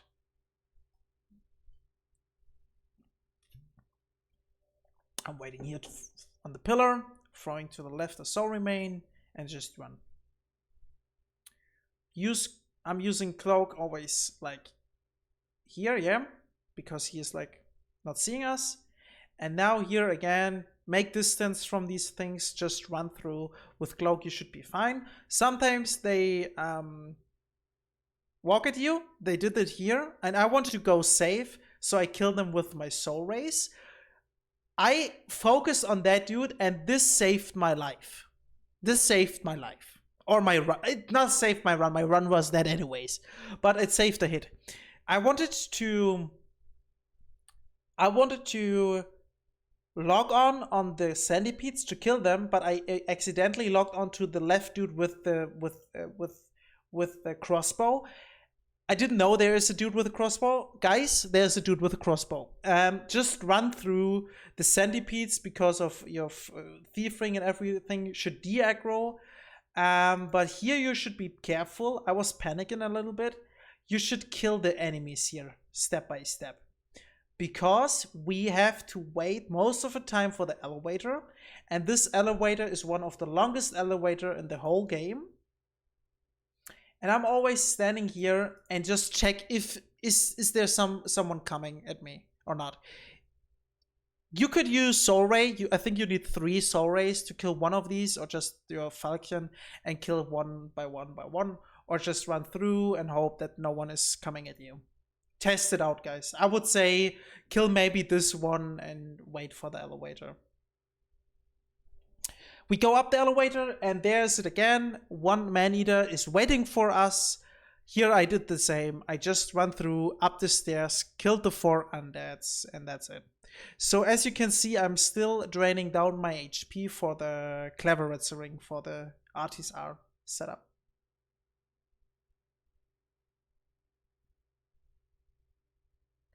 We kill these 4 dudes. And now we are able to go to man-eater. Just go to the man-eater. There, this item is a soul. You could technically loot this. I was not doing it to this time because I was scared of the man-eater, so I just skipped this thing.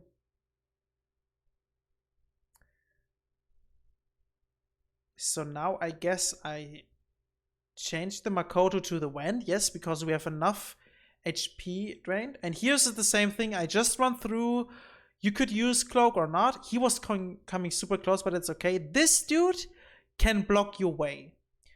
We are using the Thieves Ring. That's the reason why they need some time to react. But you should always do one running attack on him, because now his legs blocking you. But when you attack him, you can run like that, and now you can run. That was weird, so I killed him. That looked so weird. I made sure that I kill him there. That was the first time for me that he's doing that. So, and now I changed the Thieves Ring to the Artis R to the Cleverets Ring. Right now we have equipped the Falcon on the right hand, the Wand on the left hand, the Ring of Magical Sharpness, and the Cleverets Ring. We also need now a Soul Remain, because there's one Cthulhu Jailer Phantom on the stairs. And I use just a Soul Remain. Here I did it too early, so I did it again. To the left, to the wall. He is turning around, and now he's casting spells to that. Be careful. If he's doing that and you run up, maybe this hits you. So make sure that you're able to hit him there. So I was waiting here for his spells, and now I just attack and then kill him. 2 attacks. Okay, Falcon, Wand, and Flame Toss. Equip the Fresh Spice for mana. And now we come to the one of the most difficult bosses in this route, in this run. Let me explain why. Here. So, in the original multi run with the Morian Blade, you do Man-Eater later, and you need 4 to 6 attacks to kill a Man-Eater. We need right now way more, but we can use Flame Toss. And now let me explain how I do this. You guys are one hit, okay? So, I mean, you don't want to get hit anyways. So the thing is that the Man-Eater starts far away from you. I'm running a little bit to him and start to cast Flame Toss. The thing is, he gets staggered by the Flame Toss, but it's not like you can just cast Flame Toss unlimited times, because he was walking more and more to you. When he stops, and you want to start a flame toss, don't do it. You don't have the amount of time to cast flame toss. When he stops and you're not in the middle of the cast, you're like right at the beginning, don't do it. For safety, switch to the Falcon and two-handed and wait what he is doing. Because when he stops, and you will see that, he can do multiple things. He can do the charge, which I recommend to dodge to him, not be like he charges to you, don't dodge with the charge, dodge against the charge, but not like straight to him, like a little bit to the right or to the left. Don't lock on, by the way, for rolling there, because we are on the bridge and we don't have a lot of space. He can do the charge, and he can do a thing. He's jumping back and does a scream.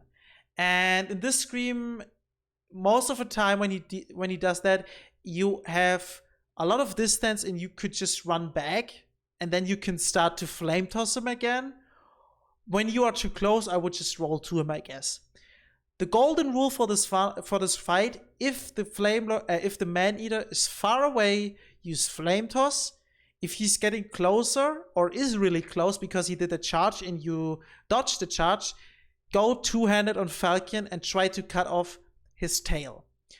When you guys cut off his tail, he staggers. That means you can attack him once or twice more. If you're not cutting off his tail, you're just hitting his body, 2 attacks, not more, with the Falcon. Let's start. So I'm starting with the Flame Toss. This is actually really hard to cast. I missed both, and he's coming. This is too close. This is way too close to cast another Flame Toss. That means I switch to two-handed. I go a little bit closer to him because I want to bait an attack. He can do, on this when he's so close, the snake tail attack. When he does this, I just run past him far away and start with Flame Toss. He can do the charge, same thing, run, dodge against the charge. He can do a delayed punch attack to the ground. You just go back and then you can go to him and attack him once or twice. Or he can do another punch where you have to walk like behind him. I hope that we see everything. Again, I'm super sorry if I can't explain that in perfect to the ground. I am also new to this whole run. If you want to know more, check out Milty's strats and maybe guides. Maybe he explains it way better. So what I do here is just run away and use Flame Toss. He staggers. Now he stops. Did you see that stop? Did you see that? That stop, like he's standing there and does nothing. This stops mean we have to wait. Is he doing an attack or is he running closer to us? When he's doing an attack, we dodge it. When he's running closer to us, we walk and bait. This is the delayed punch attack to the ground, what I meant. If he does this, you just go back and you can go to him and attack him. I knew at this point I was too far away and immediately casted a Flame Toss. I wouldn't say this was safe, but one thing I can say: practice, practice, practice this boss. This boss is just practice. That you know every single hitbox, you can practice it, and it's fine. So, as you can see, it was way too risky. He immediately started with the charge, and I dodged it. You have to pre-roll this stuff. Not pre-roll, but the charge is really quick. So it's kind of pre-rolling. He's crouching. After that, I miss. He's immediately crouching. And then when he start doing this, I start the roll. Like to the right behind him. And now I'm fucking close. Switch the Falcon to two-handed and cut off his tail. Deal more damage on him because he's staggered. It's like the gargoyles in DS1. And then I try to get more distance again. When he's doing this attack, the scream, and you're really close, just roll to him. Try to dodge this if you dodge to him. Go away. Now he was again doing this doing nothing thing. That's the thing where he decides, okay, do I want to go to my enemy or do I want to do an attack? He did this attack with the fucking long scream. It's a really long scream. It has a lot of range. It bounced off the pillar, lucky for me, but we have enough range here so the attack wouldn't hit us anyways. I would say it will stop right here on this pillar. Like it's this amount of range for 4 or 5 pillars. When he's doing this, you can start to use Flame Toss again. I missed it again. I missed it again. The problem is you can't really focus him, lock on. You can lock on when he's closer, and so you have to free aim it. He's doing this long thing again, so you can see it now. Just go back and use Flame Toss again. Dude, I'm so bad at this fight. Holy shit. I miss every single fucking fireball. Okay, now he was coming for me a little bit too close, so I went again for two-handed Falcon, go close to him. He's doing the charge. I dodged that. And I just kill him. So I will die now. That's a funny thing. What's really important, if the Man-Eater is low HP, the second Man-Eater will come. So that makes sure that you kill him before the second Man-Eater will come. If the Man-Eater is flying to you guys, he decides to fly. No, wait. No, it's different. The Man-Eater, the second, flies to this point. And then he flies to the point where you're at right now. So that means I was here. So he will fly to this spot. That means I run away from him. Like that. So, and now I want to use Flame Toss again. What will happen? I will miss the Flame Tosses. He will do a charge and I'm not able to dodge it because I was too bad or something. Yeah, I dodged it too late. So let me skip the whole part again. Too early. I want to show you something. Now you have half HP. You could technically use the stone to get full HP, but it wouldn't help you because you want fast RTSR, so don't do it. And after, if you kill a boss fight, you anyways get full HP. So make sure that you have RTSR again. What I'm doing here to get RTSR a little bit faster, I walk back from the fog wall back, go here to the right and drop down the stairs. So you get a little bit more of damage, so it's a little bit faster. And now I just let the second attempt run and explain a little bit of it. I try to. Check the rings. Fresh spice is important for mana. And now I do the same things. Go a little bit back, Flame Toss. Go back, Flame. And when he's going that close, you have to look what he's doing, because there he decides what to do. Here I was hitting a lot, and now he was close enough that I could lock on, but he decided to charge again. I missed the Flame Toss, I dodged the charge. I was not able to cut off the thing. Charge, dodge again. Dodge, charge again, dodge, charge again. Now I cut off his tail. Can I attack him more? Oh yeah, one important thing. If Man-Eater is falling down, they are not really falling down, they can fly. They will probably fly away and will come back to you. If they fly on the pillar and fall down from the pillar, they think they fall down, fly away again and fly to this place. You can use Flame Toss when they are in the air, but don't be too close to them. He will do this multiple times now, flying on this fucking pillar and drops again. That's so annoying. Have an eye on your mana. If it's too low, make sure that you use some fresh spice. He's doing it another time. 3 times in a row, actually. Now he goes on the ground. I use Flame Toss again. He just walks off and does a fly again. What an idiot. I think he's doing it again. Oh my god. And now the second man-eater comes. And I just wanted to kill him fast. So this was the punch where you have to roll like around him. Let me show this to you again.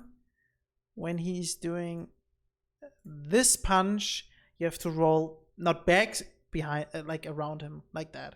Walk a little bit and roll and kill him. Same strat, walk away, run away, flame toss. Check what he's doing. When he's coming too close, two-handed. When he's far away, flame toss again. Focus on him when it's working. When not, just free aim. Here I was hitting a lot of flame tosses. One too much because I was too close to the fog wall. You will see it now.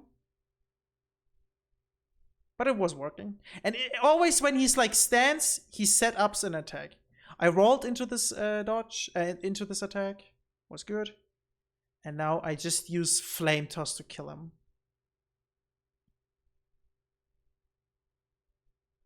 He's flying a little bit. And that's man-eater. As I said, guys, practice man-eater. When you're close to him, use falchion and two-handed. Try to get far away and use flame toss with free aiming. Another one, and he's dead. GG man-eaters. So now I get full HP back because I died. What I do now to get fast RTSR again, I go to this place here again. I use the stone. You could do this technically later as well. Use the stone, the archstone from the man-eater, and you will get mixed demon soul. Then I was going back to the stairs again and drop multiple times down with the Makoto to get RTSR again. Let me skip that. Then you go on the bridge, go to the bridge back, over the bridge, stone, there's a soul, and then you go up the stairs with RTSR again, and yeah, the other ring doesn't matter. So what you facing here are the centipedes again, 1 hit per centipede, and also the Phantom Cthulhu Jailers again. For the Phantom Cthulhu, for the centipedes, just kill them with the falchion, and for the phantoms, I use soul remains, and then I just kill them. And then we go immediately to the next boss, Old Monk.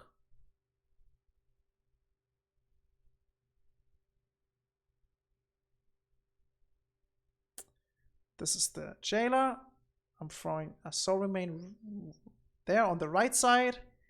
And now I just kill him. Make sure that you hit him and not the wall.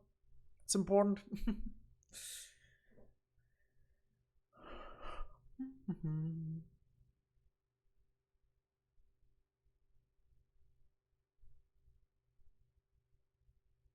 If you don't get an attack, go back and make it safe.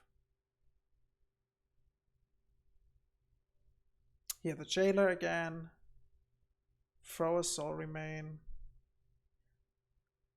And just kill him. So now we come to Old Monk. Old Monk is an NPC fight, I would say, like Half-Light.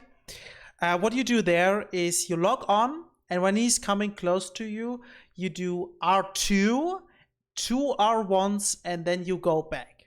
At the end, you can just spam R1s. This fight you will see is pretty fucking scary. What I do most of the time, I log on for attack and I log off when I want to dodge the soul masses because he has soul masses. And when he's doing attacks, I just log off. I think I was only in log on here and I almost died actually, but you will see it. It's just the same. Just wait for him coming. R2, R1, R1, go back. R2, R1, R1, go back. So now he was following me, and that was pretty fucking scary. So I run away without log on. It's easier. He's doing the Makoto strat, Kappa. When he's now, I wait for the soul mass is gone, and now again R2, R1, R1. He's dead, or he just do R1s. There was a pretty scary fight, but it's actually not that hard. It can fuck up because of all these chairs, but you will get it. So, and now you use the Archstone, go back to the Nexus, and really fucking important again, guys, important, don't use this demon soul, the yellow demon soul. It's also here. Don't use it, guys. Don't use it. The yellow demon soul, we're gonna use this soul and transform our wooden catalyst into the insanity catalyst. How the route is called.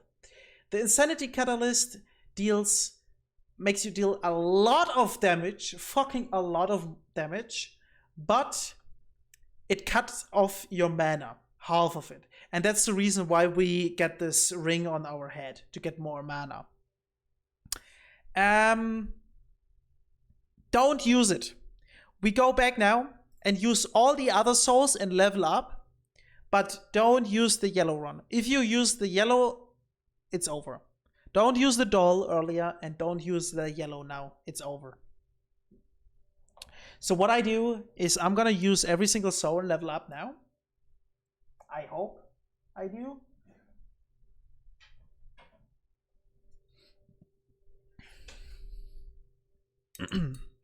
Now I'm talking to chat.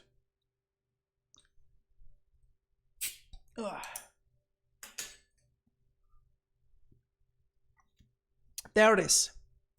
Really important, not this one. Mix, okay, every other soul, okay, not yellow.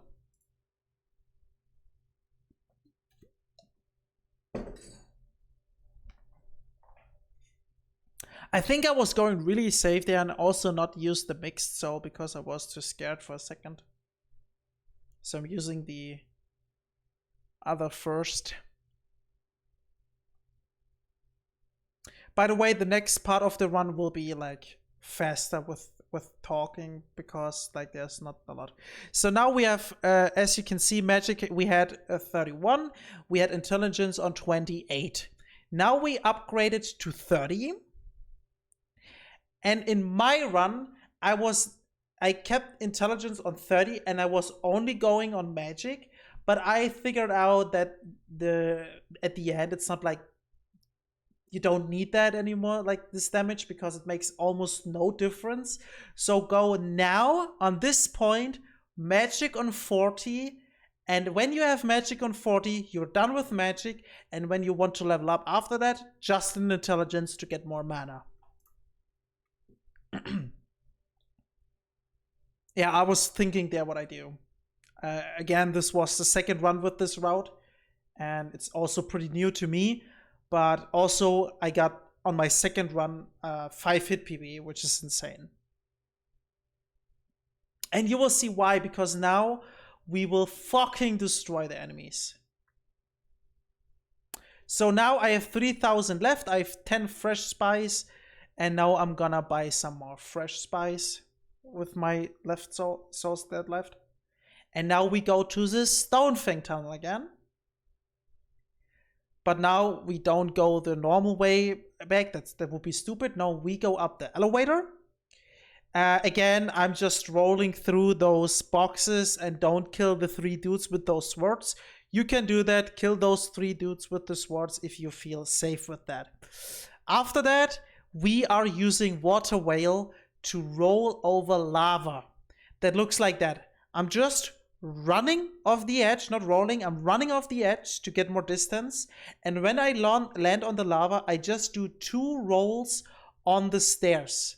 And then we have RTSR, clever, yeah, RTSR equal Cleveret's ring.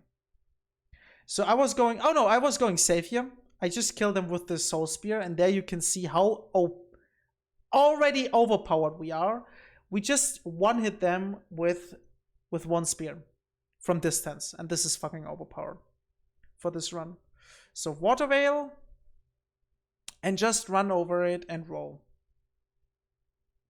Roll, roll. Perfect RTSR. You don't need any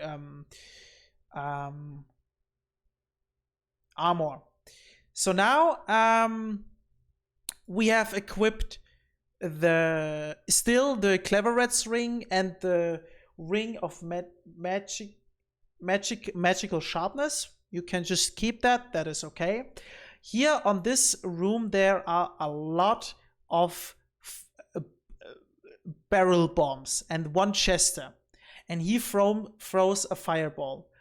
What you could do is you go down the stairs, wait for him throwing a fireball, but you go back, wait until everything exploded, go to on the right side to, there are some beds, I think, hide behind a wooden pillar and throw a soul remain. Or you do this: full stamina, 2 rolls through the things, go behind him and through the fog wall. That's again a fast threat. So we are already coming to the next boss, almost. We wait here because there's a dude throwing down a stone. We're killing this dude. The water whale is, by the way, already still activated, but we don't need that anymore. But before we go down to Armor Spider, we go up the stairs because there's another weapon we need. Yeah, a lot of weapons, but this weapon is not a weapon we kill people or enemies with. This weapon increases your magical damage. And now we come to the switch I told you earlier. We go down the elevator, and now we switch the halberd to the crisp blade. This is this one. The baby's nail, we got the baby's nail from Sage Frake. We don't need that. There's a dude in the Nexus. You can deposit items. You could technically deposit the Storm Ruler baby's nail shuttle if you get the shuttle, just that it's not in your way. So equip the crisp blade first. Yeah. So now, and this is like my whole setup for the complete next run. Left hand Makoto and Wand, right hand Crisp Blade and Falchion. Crisp Blade we only use for boss fights to deal more damage. And now we come to the Armor Spider. We keep, as I said, the Magical Sharpness ring and the Cleverets ring. And what we do here, let this elevator going up again just for safety that I die. So now we activate Cloak / Hidden Body, and we can run the whole tunnel until Armor Spider. Normally, Armor Spider starts really early to shoot fireballs and webs and shit. Just run as fast as possible to her. She will do nothing, and at the end of the tunnel, the Armor Spider starts to do attacks. And on this little, let's say, distance between the end of the tunnel, because there she's doing range attacks, to close to her, where she's doing close attacks, you have to run this distance to get as fast as possible close to her that she's doing close attacks. And we are not using magic weapons here. We are using just the Falchion. The Falchion deals a lot of damage, you will see. So we have Cloak activated, and I just run through to her, and she will do a melee attack. This one. When she does, I would call it the hug slice, because she hugs herself and then she slices. Just roll it. Roll to her. It looks really weird, but you don't get hit. Like that. And then you could technically hit her. But you can also just wait for one specific attack she will definitely do. You will see it in a second. This one. When she's shaking, she's using those 2 blades to do this attack. She's really doing this. And in the middle, you're safe. And when, guys, just wait for this attack. She will do it when you stay close like that. If she's doing that, go to the spider, kill it.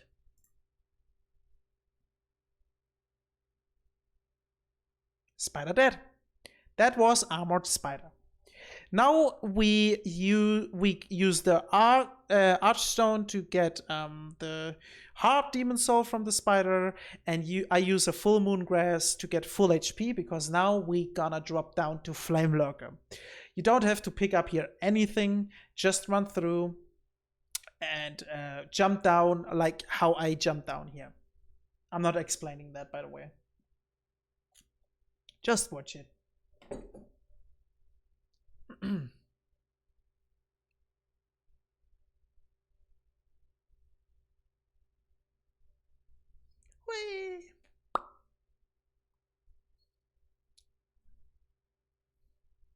We're picking up here no items. We're just dropping down to Flame Lurker.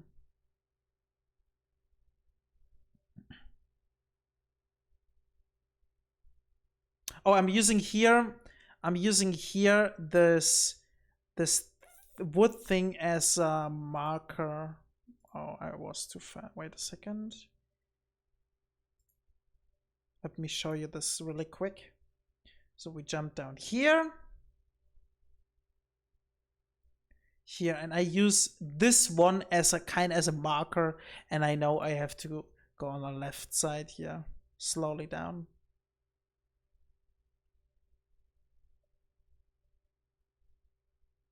Here.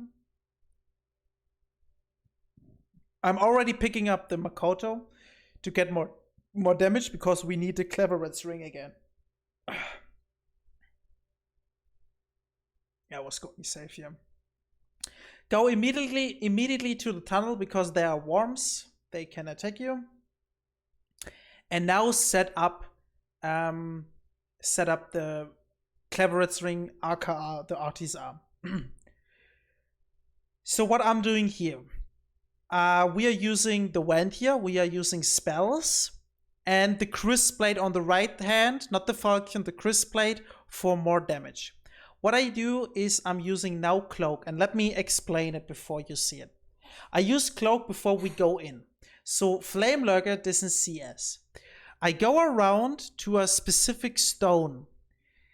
This stone is like a stone where he gets stuck at it, like he's running against the stone and is stuck. When he's doing that, we go a little bit back and shoot soul rays at him. Really important. I think I'm gonna change there something, but I need to test it before I say this is better. I think I go in with the Thief's Ring. It's the same like Cloak, but go behind him on the stairs. You will see it in a minute. And then I change the Thief's Ring to the magical sharpness or to the Cleveret. It depends. Because Cloak lasts longer, and I think he acts more weird because of Cloak. I'm not pretty sure of that, but I think so. I would try it with the ring. So we go in, go around, go on the stairs, and then we shoot and try to get him stuck. When he's jumping to the side, and he will do this here, I try to dodge him, use the arena to go around and go to the stone again to get him stuck. And then I shoot. So let's go.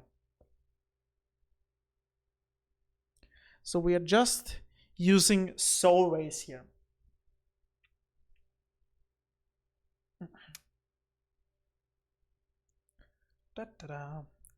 This fight was pretty spooky, maybe because of Cloak. So you're running here around. And this is the stone. This is the stone. You want to be here. And he gets stuck here. He can't go through this. And you want to be here behind the stone. So I go behind the stone. And be careful. You can walk here down, but you can't walk here up. Because this stone blocks you from walking here up on this wall. But it doesn't block you to go down. Be careful. Now I log on. Soul Ray. Soul Ray. He staggers a little bit. Soul Ray. Now I want to make sure that he's coming to the stone, and he was going there to the left. Was pretty spooky for me. Now I tried to hit him here on this like over the wall. It didn't work on this fight. And this is what I meant with he's acting a little bit weird. Use fresh spice. Check your mana. So I hit him, and he was jumping to this side, and this was actually pretty spooky for me. I never had this before. So he's stuck again, and that's how it looks when he's stuck. And that's what, and that he can do this. When he jumps to the side, I did something wrong here. I waited here because I hope that he's jumping back again. When he's doing this, run immediately around. I'm gonna do this in a second to set up the stone thing again. This is wrong. So what I do here, just run around. He's behind you guys, just run. You have enough stamina in this game. Run around and go to the stone again. So, and this can happen. It can happen. Maybe it's because I was too far away. Maybe it was just RNG that he was not really stuck, that he actually jumps at you. I think that happened to every single Node runner in Demon Souls once. Just be careful, guys. This is not 100%. It can happen that he jumps away. But maybe it's because I was too far away. Maybe. So I dodged his attack. Did the run around thing again. Actually, as I said, this was a pretty bad fight. It can be way better. So now he's stuck again. Focus, lock on. Stay here. This is good. And just kill him. And he's dead. This is the Flame Lurker fight. Now we go to Dragon God. Dragon God is pretty fucking easy. You just need your Falchion. You run down the stairs. You run immediately to the right. Do a running attack. Oh, wait. Before I explain that. Use this stone, this archstone, and get the red hot demon soul. Don't use that. It's the same with the yellow soul. Keep both souls. Don't use one of them. We need the red hot demon soul to give it to Ed. Otherwise, he is not able to change our yellow demon soul with the wooden catalyst into the insanity. So keep those both. So I get the soul. I was talking a little bit about this, and now we go to the. Wait, let me show this again. The cut was too heavy. Yeah, and now we go this hallway down to the Fogate to Dragon God. You run immediately to the right. Running attack, one attack, and he will do a punch in the middle, and we wait on a pillar. Then I will explain why. So he's now freaking out and will to punch here, and we go immediately here and destroy this, and wait here on the pillar, and I wait here on this corner. Dragon God works like that. When his eye is red, he sees you, and he's fucking angry and pissed at you, and he wants to kill you. When his eye is yellow, you know he's calmed down, he's searching for you, he will not attack you. So what we do here, we wait for him attacking, and now we check his eyes. It's red. It's red, it's red. Now it's yellow. And now he sniffs a little bit because he wants to find us. And when his face is doing like that here, I run against the pillar to do another running attack. Like that against this. Running attack, one attack, and run immediately up. And you're good. Use the big harpoon thing, ballista thing. And now I do a speedrun strat. I will explain the safe strat. Go down the stairs, destroy this, hide behind the pillar. Go to the next pillar, hide, wait, when he's yellow eyes, it's good. Destroy the next thing, hide behind the pillar. Destroy the next thing, and then go up. You will see this go up in a minute. I skip that with rolling over this. Dropping down here. This is speedrun strat. It's okay. If you can do it, do it. And I go here and destroy this. And I'm going safe here, and you should do the same. Wait here behind the pillar that he's calming down again. And when he's doing like that, you can run. I was waiting that he's like looking to the right again. And when you destroy this thing on the stairs, you're good. Just run up. You don't have to get back or behind a pillar or something. Shoot the other thing at him. Equip your wand. And now we wait. We stay at the edge. And just shoot soul rays against his thins here against this thing. You can log on this. Just 3. On this horn thing. And Dragon God is down. Go down, use the Archstone, port back to the Nexus. You will get the Dragon Demon Soul there. This is a soul we can use. But I go really safe there. You will see it in a minute.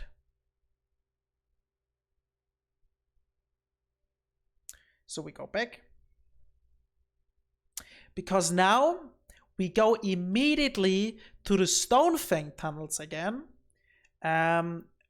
Use the elevator down to add the smith. And change and upgrade our wooden catalyst to the insanity catalyst. Pretty cool. How this works, you have to talk with Ed, and you have to go through every single dialogue. Like, you speak with him, talk, until he says the same thing over and over and over again. And when you're done with this, go away, speak with him again, and then he asks you to give him the red hot soul. You give him the red hot soul, you upgrade the wooden catalyst to the insanity catalyst. Done.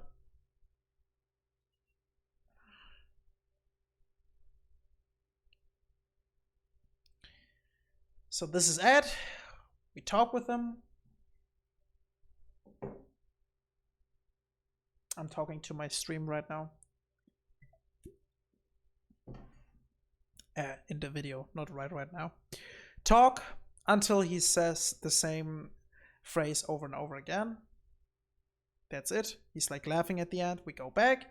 We go to him again, talk with him. Now he asks for the red hot soul. We give him, upgrade. We search for the wooden catalyst and upgrade it to the insanity catalyst. Now we are done with our weapons. We don't have to upgrade any weapons anymore. This is done. We don't have to equip any... Oh yeah, I was upgrading Halberd. We don't need that. Yeah, that's it with the weapons and everything. So now we just use the Archstone back to the Nexus. Let me skip that. So now we're on the Nexus. Now you can use every single soul. And now you're gonna see how I'm... now, again, just a short reminder, skill magic to 40, the rest into intelligence. There you can see now our mana is drained down to the half, and that's because of the insanity catalyst. Technically, you guys can play around with that.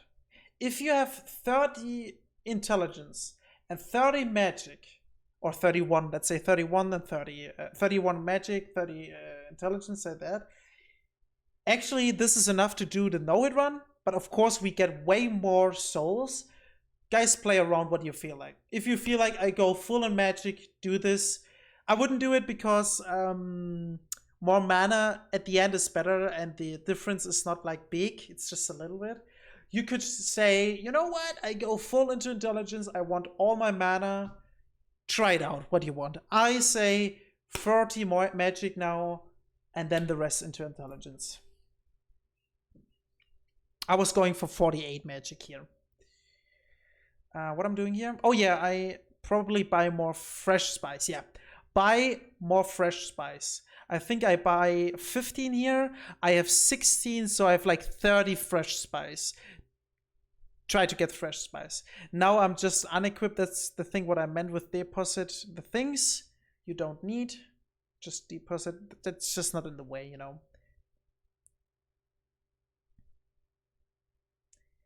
And now you go to the adjudicator, Archstone again, because we are buying soul remains again. And this is wait.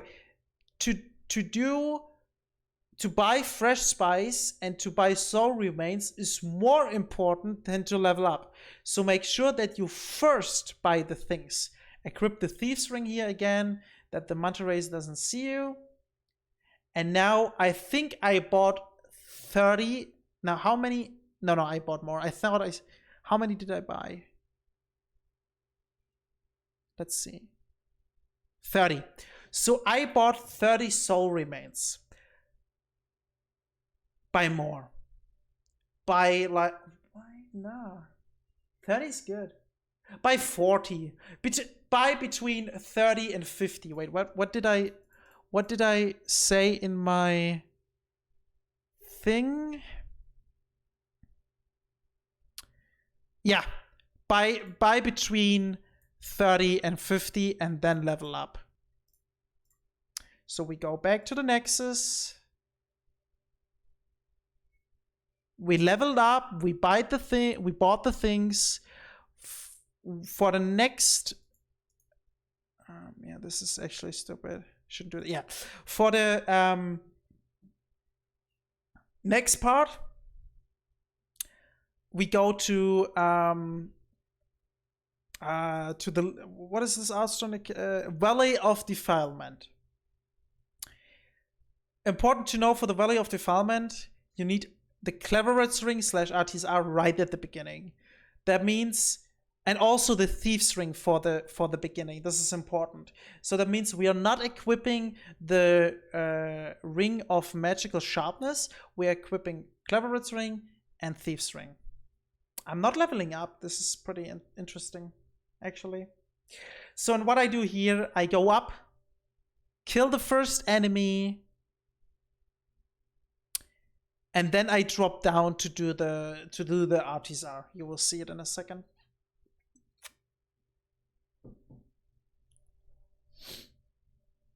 Already 3 hours of talking, guys. 3 hours of straight talking. Holy shit.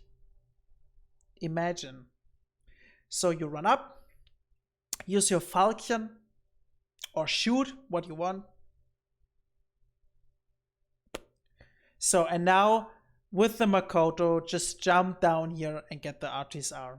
Like, oh, like that. Just jump down from above to down. Wait, I show it again because I accidentally just here jump down and get some fall damage to make it faster. But you need RTSR, that's better. So I will skip this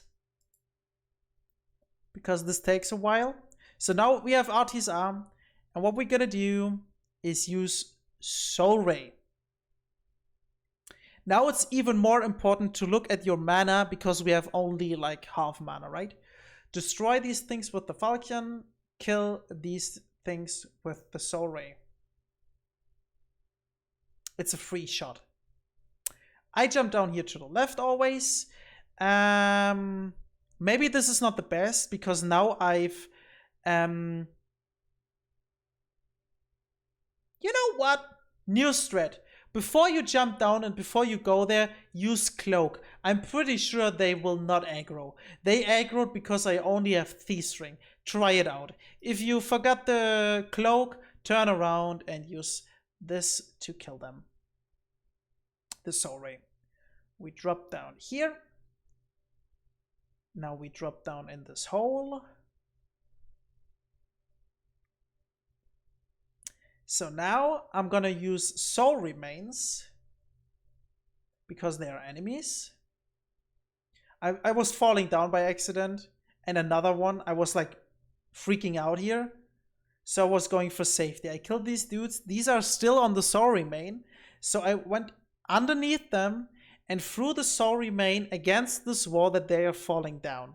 But you want to fall down on this thing, kill those both, throw a Soul Remain for these guys on this on this floor, kill those guys, and now we are throwing Soul Remains at the end of the whole tunnel here.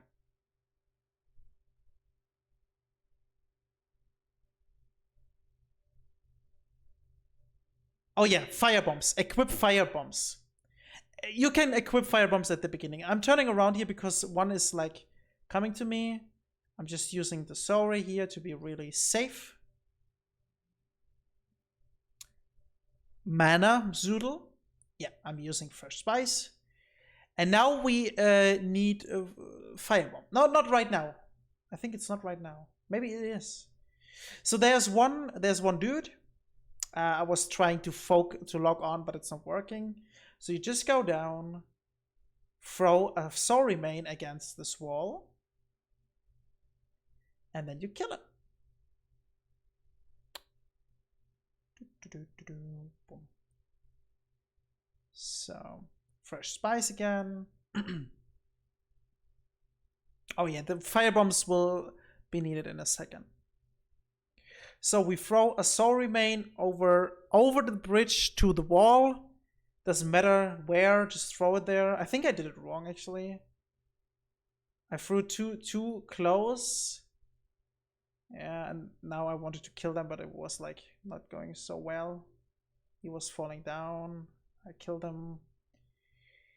So, and now we're dropping here down. And now, guys, be careful. Not like go fast down. Here's the grandma, it's the shopkeeper. We don't need her. But go slowly here down and lock on the rats and use fire bombs. If you do it right and you stay here, you need one fire bomb for this rat, one fire bomb for this rat. Here's a rat on like underneath us, and one fire bomb is underneath here on the ground for this rat. And it should look like that.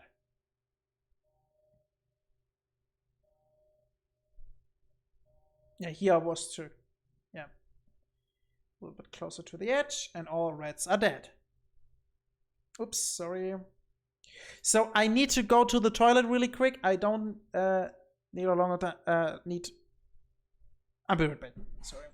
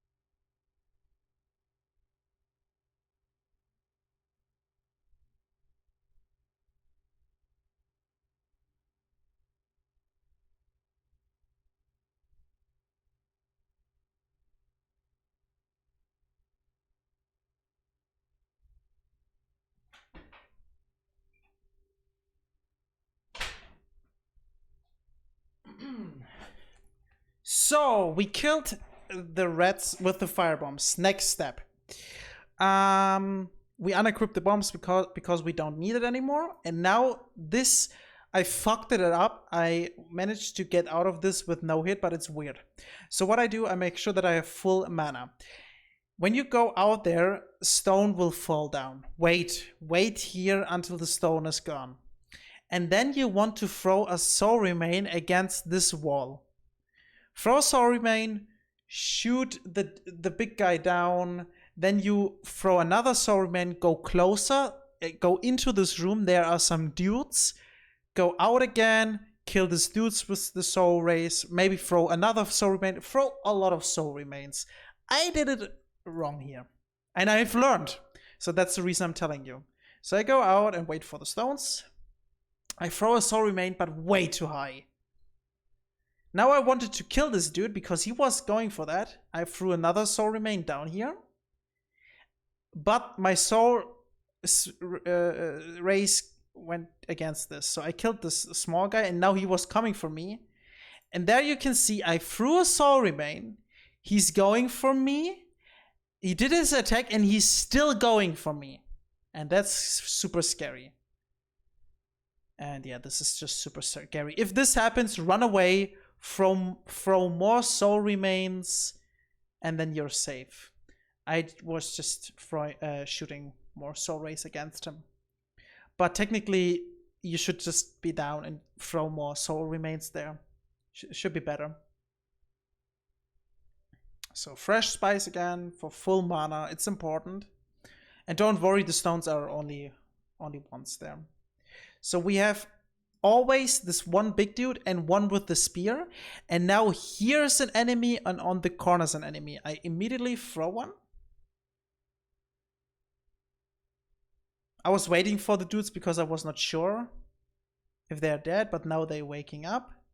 So oh, it's three guys. And they are already not they are already not going for the soul remain, so I threw another one and just kill them with the soul ray. The good thing about the soul ray is the soul ray is really fast. Here I also did something wrong. I should immediately, I tell you something good. Use cloak here multiple times. Use more cloak. I'm not using cloak enough. I would use right now here a cloak because there's a dude on the bridge. He sees me, and with cloak he would not get aggroed. Roll against this thing. Don't attack it, just roll 2 times. And now kill this thing on the bridge. I'm just going back and using like soul remains and the rays and everything to make it really safe. I think I'm actually not throwing a soul remain. I just go up and kill him.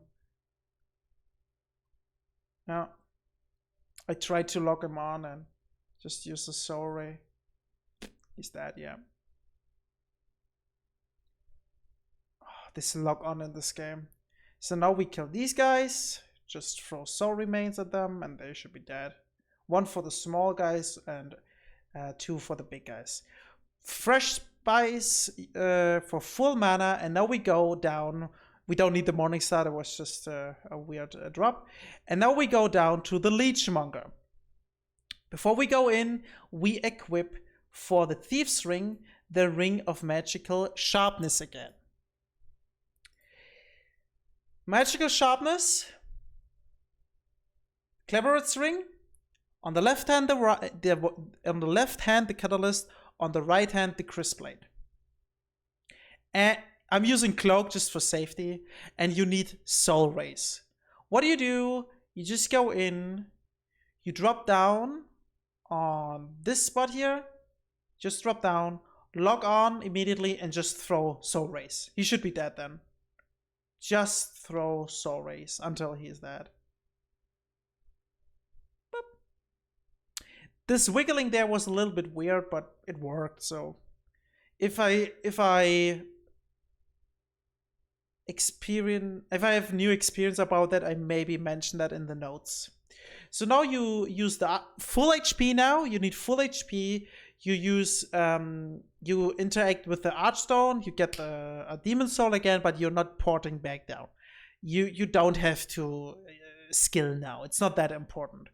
But what is really important, we changed now both rings, the Cleveret's Ring and the Ring of Magical Sharpness, to the Thief's Ring, and really important, to the Regenerator's Ring.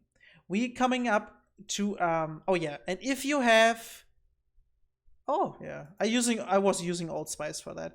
And if you have Royal Lotus, this is the pink Lotus one, you can equip that too because this is against poison. If you don't have it, it's okay. You will get some in this route. I will tell you. But the Regenerator's Ring is important. We will go to a swamp where you get poison damage all the time because you get poisoned, like Blighttown. Another important thing to know, to go through the swamp, you can't roll. If you press roll, your character does this, and this takes so much time, but you can run. And if you run, switch all the time with triangle from one-handed to two-handed, like the whole time while you're running, because when you switch from two-handed to one-handed and back, from one-handed to two-handed, and repeat that, you will get a little bit of stamina back and you just can run further. Just helps you to get faster through the thing. So what we do, full mana, full HP. We don't need water whale, it's just there. We're running down here. And when you see this dude, you know here we just run to the left. Right here, we just run to the left. We can do a first roll and then go really far around these things. Because these things can, when you get too close, push out some spikes and they hit you. So we just go around, but follow them. Because it could be like really weird here to know the route, the actual route section. Just follow them, then you find another ones, just go around them here, and then you're actually there where you want to go. You can see those two lights here. That's one item and one torch, I think, something like that. And that's the hill where we want to go. Just go up the hill and just run. Don't kill these guys. Go over these wood thing. We drop down here to the right and follow this. And here you can see that our life is get drained down and also a little bit up because of the ring.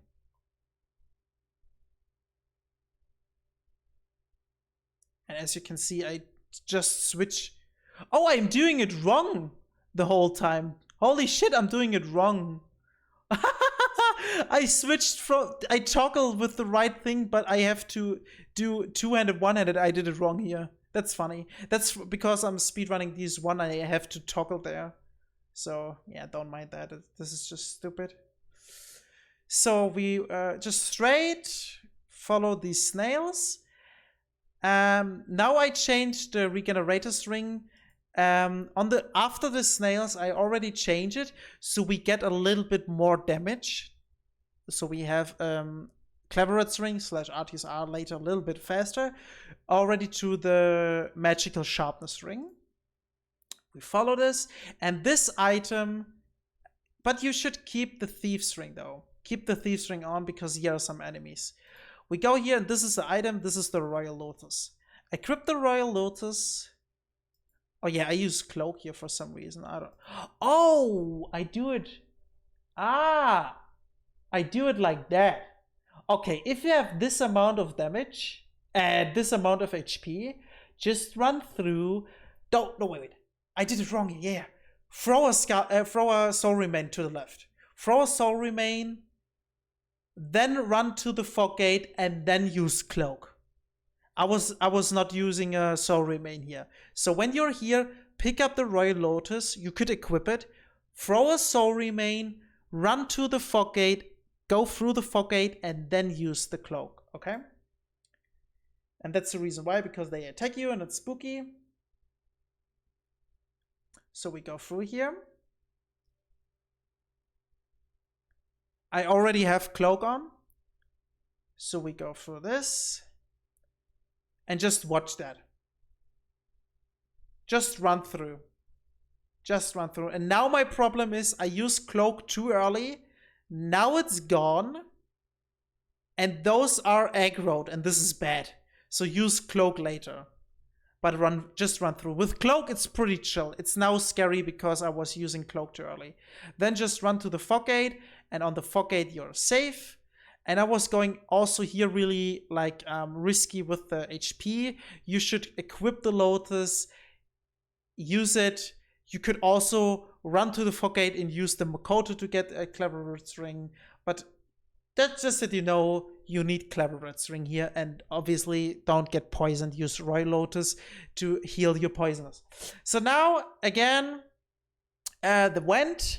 I'm using cloak again because I'm not pretty sure if this helps on the boss but I just do it. We also just need Soul Ray for this boss, but at the beginning we equip the Falcon. Falcon and two-handed and then attack 2 to 3 times Dirty Colossus. Dirty Colossus works like that. If you're far away, he shoots like these flies at you. If you're closer, he's doing close combat attacks, and you want that he's doing at the beginning, the shoots, the shooting thing, you strafe him, attack him with Falchion to destroy his armor. He has like wood armor. If this armor is destroyed, you switch from the Falchion to the Crisp Blade again, so you deal more damage with your Soul Ray. And then you just attack his body with the Soul Ray. I still don't get this boss completely because sometimes flies from somewhere coming at you. I would say make sure that no flies are around and then shoot your Soul Ray. And try to be as close as possible, that not too close, that he's doing the close combat attacks. So at the beginning, Falchion, two-handed, go away for the shooting thing. So now he's doing the shooting thing. 1, 2, 3. His body is destroyed, and we will want to destroy this. So I'm now using this. I'm not changing to the Crisp Blade, by the way. This is wrong. And now I'm just shooting like this. Now you will see I will dodge this here. There was luck, actually. And now this is the attack what we want. And we stay on that distance, and then we just kill him. Okay, we use the Archstone, get the soul, full HP though. And now we come to Maiden Astrea. Maiden Astrea, you normally use, oh yeah, you need full mana now. You normally use the Halberd. We are not using the Halberd, it takes longer because we do deal no damage with it. Pick up this Widow's Lotus, because on Maiden Astrea's room there is no poison, there is Plague. Plague is really fucking strong. We don't have to heal it, but I'm doing it just for a good feeling. So how do we kill Maiden Astrea? Before we kill Maiden Astrea, we kill his security, her security, and we do it like that. I think I show actually the halberd damage. I show it to my Twitch chat. Yeah, I show it. So you can see now. Normally in the melee run, you attack him only once. You go away, attack him, and you repeat that. Only one attack always. One attack, he does an attack. One attack, you go away. One attack, he does an attack. One away. So, but we do it a little bit differently. We just use the Crisp Blade on the right hand. We use Flame Toss. Flame Toss deals more damage than the Soul Ray. And I just go close to him and go away. And then I'm casting Flame Toss. Okay, there he was really fast. And sometimes he's going back and you deal damage. This takes some time, but this is the safest. And guys, you don't want to backstab him. This is just, you can backstab him, but this is too crazy. Especially after 2 hours in a no-hit run, just do that. Make sure that you're not going too close to him, and be careful. If you think you're too close, just roll back. And if you can't get a Flame Toss on him, just do it. Repeat that. Like that. Sometimes you get 2 when he's going back. And that's the whole fight. Just repeat that. I'm gonna skip that because I just do the same things. If you killed this dude,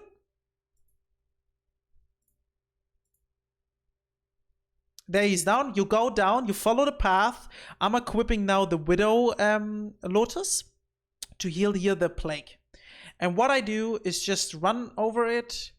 You not attack her, just talk to her. She will die. And then you use the Lotus, like that. Now you wait until she's dead.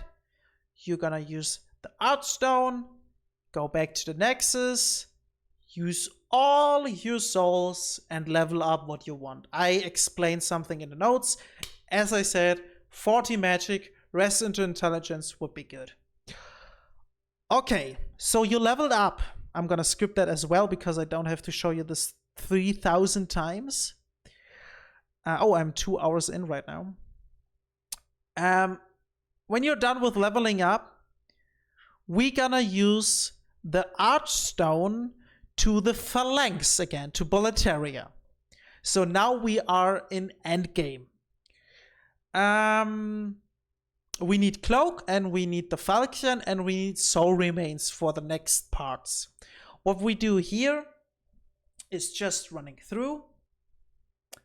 Actually, I get the Tower Knight and Penetrator Soul, and you could technically go after Penetrator back or after Tower Knight and level up, but I'm not doing it. I give shit. I just finish the run because it's okay. So you wait here at the ravens because the dragon is coming and spits fire over the whole bridge. You just wait for the dragon. When he starts the fire, you can run. Like that. We run over the first bridge. Now you're safe, don't worry. Here we wait on this item, just here next to the wagon, until the dragon is coming. Run over, when he starts again, we run over the bridge, but now there are 4. Oh yeah, by the way, Thieves Ring now. Equip Thieves Ring for that. For the whole thing now, Thieves Ring. You don't need Clever's Ring right here at the beginning, just equip Thieves Ring. You go here to this wagon on the left side. You're safe from the fire and you're safe from these guys. You throw a soul remain on this thing, on the tower, and just kill them with your falchion. So normally I just go up and kill the archers because I'm not pretty sure if they can shoot at your back. So it's just for safety here. Done. So now I'm using the soul ray to kill these undeads. This is the undeads from the beginning who can jump and be really weird, and soul ray just destroys them. Here we come to a really cool strat I'm gonna tell you. Wait next to the dead horse. Because when you go closer to the wagon, the fire will hit you and you will be dead. So you can see here already, there are 4 archers. 4 archers, and on the wall, 2 archers. And this is my strat and it works perfectly. You go to the horse. If the dragon is about to come, you start using cloak. You run here and you wait. You will see it right now. We will wait before those archers be aggroed. The other archers on the wall won't see us because of cloak. The Thieves Ring doesn't work on that. Use the cloak. Cloak is here important, and that's how it looks. We need soul remain again. I was using cloak really early. I'm waiting here. Now I'm running. And I'm waiting. Oh, this is a good spot. Like right after this pillar. Right after this pillar, I'm throwing. These are the 2 archers. They can't see us. These archers can't see us as well because we are not close enough. We throw a soul remain. The fire won't hit you here, and also you're too fast. And then you just kill these guys. I kill this dude with a backstab. I do I throw here a Sauron and kill this with a backstab. What I did wrong here on the whole bridge, guys, put out your Makoto for the whole running section, because now I'm gonna drain down my HP for Clever's Ring and it will take a lot of time. I'm gonna skip that because it takes too much time.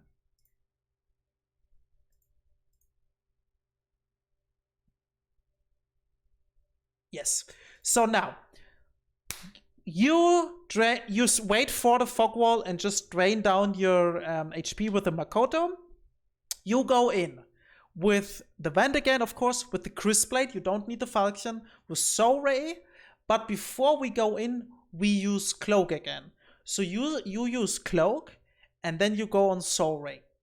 Tower Knight works like that. Tower Knight is in the middle. On the wall around Tower Knight, there are archers. Because of Cloak, they can't see us. We run underneath his attack. Doesn't matter what he's doing. When he's doing the shield attack, you just run underneath his balls. When he's doing the spear attack, you just go on the right. I think he's doing here the spear attack. So Cloak is already... No, now I'm using Cloak, yes. Now we go for Soul Ray and try to be in the middle. If you go too close to the walls, maybe the archer can see you. So I'm just running around and focus on the body, not on the yes. as you can see on the body, you deal a lot of damage, and he's dead. So you could use now, I'm doing the same, the Archstone, especially for PB is good, especially if you die, and that's what I also mentioned in my notes, if you die a lot and lose a lot of soul remains, because now we will need a lot,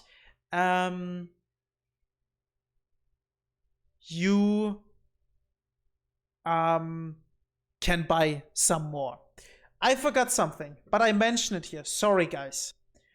Before you level up, after Maiden Astrea, sorry guys, I forgot that.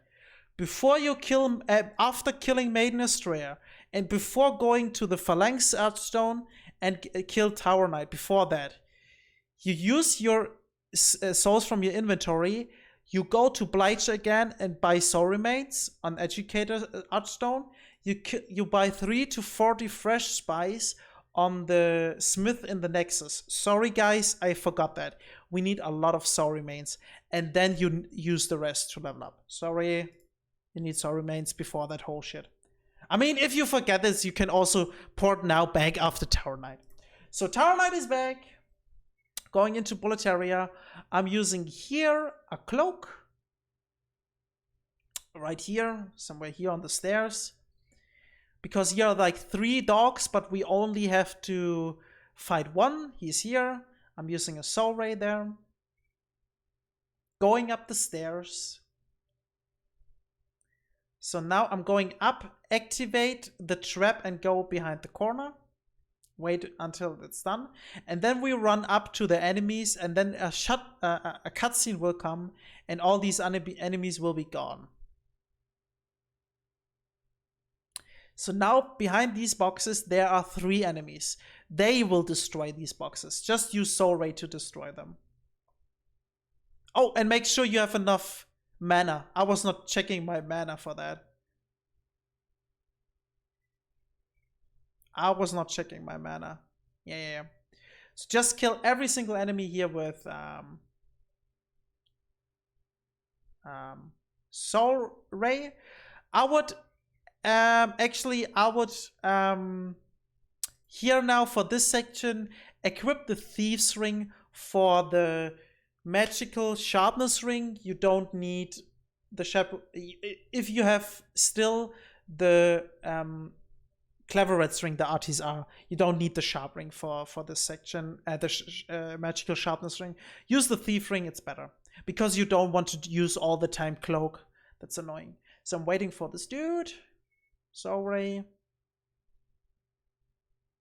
Yeah, and I'm also changing that right now.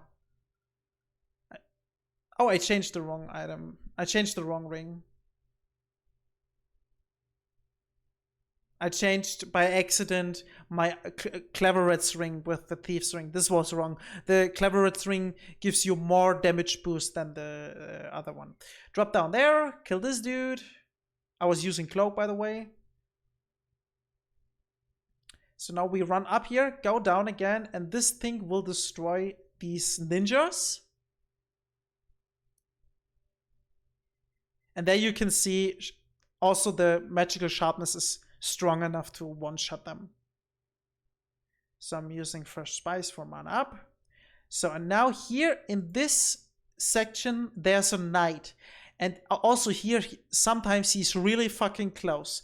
Make sure that he's not too close. Maybe you wait on the stairs and look to this window, because the archers here can see you with Thieves Ring. Wait. Or maybe with Cloak. I'm not pretty sure if I think Thieves Ring is okay. Wait on this wall and look into this window if you can see him like walking back, if you want to play really safe. The reason I can show you right now, because he was really close. And then I was running back. I threw a Soul Remain against the wall, and then I shooted him down with 2 Soul Remains. And he's dead. If he's like in the hallway we gonna go now in a second. We were gonna go now in a second. Just use the soul remain and kill him or not. Here, if he's like here, just throw a soul remain against the wall and just go through. Or no, I would kill him. I mean, we have soul ray, dude. We are overpowered. There I can see that I have the wrong ring.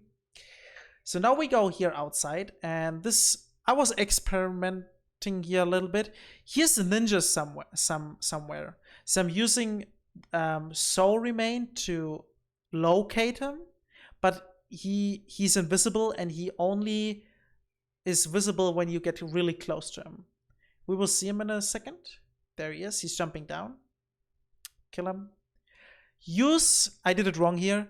Use a soul remain and throw it against this wall. Kill every single enemy with soul ray. I did it so wrong, dude.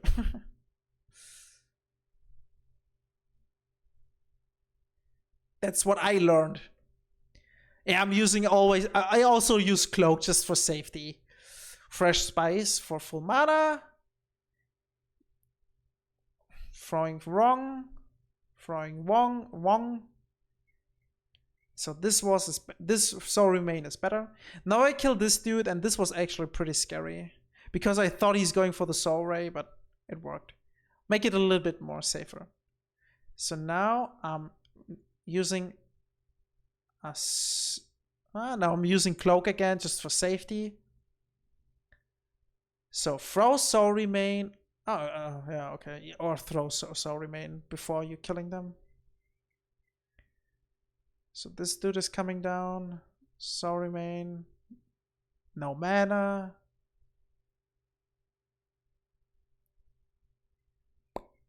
So now I'm throwing a soul remain to this wall. And now just kill every single enemy with soul rays. Like that.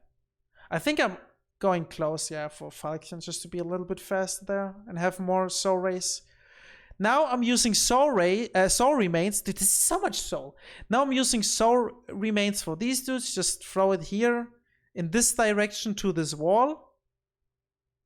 There's a reason. I'm switching to flame toss because I want to check the damage. It's actually the same.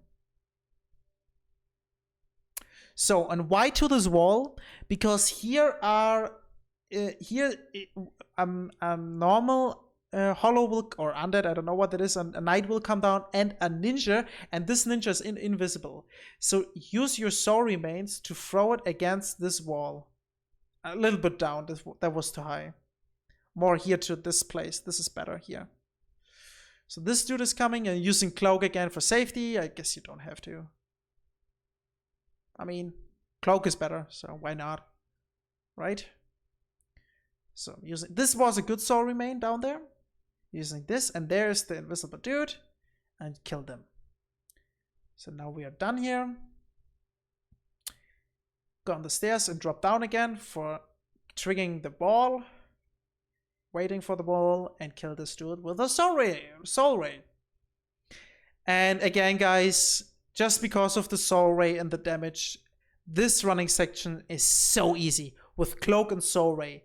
It is way harder in melee. First, because you only have the Thieves Ring and you're using soul remains only, and you have to fight them melee.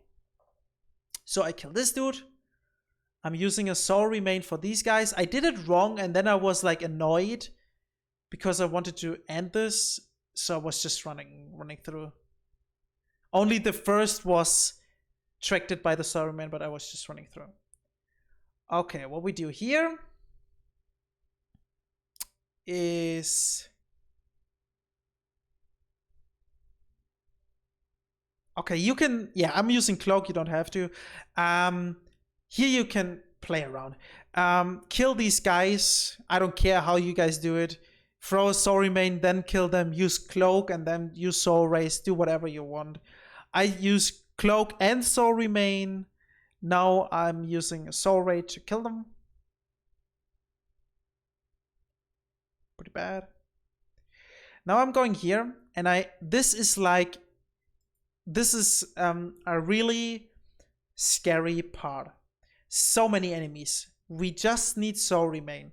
Make sure that you maybe activate cloak here my cloak is still activated. Thieves Ring, still important. We throw a soul remain down to this place, more to the left.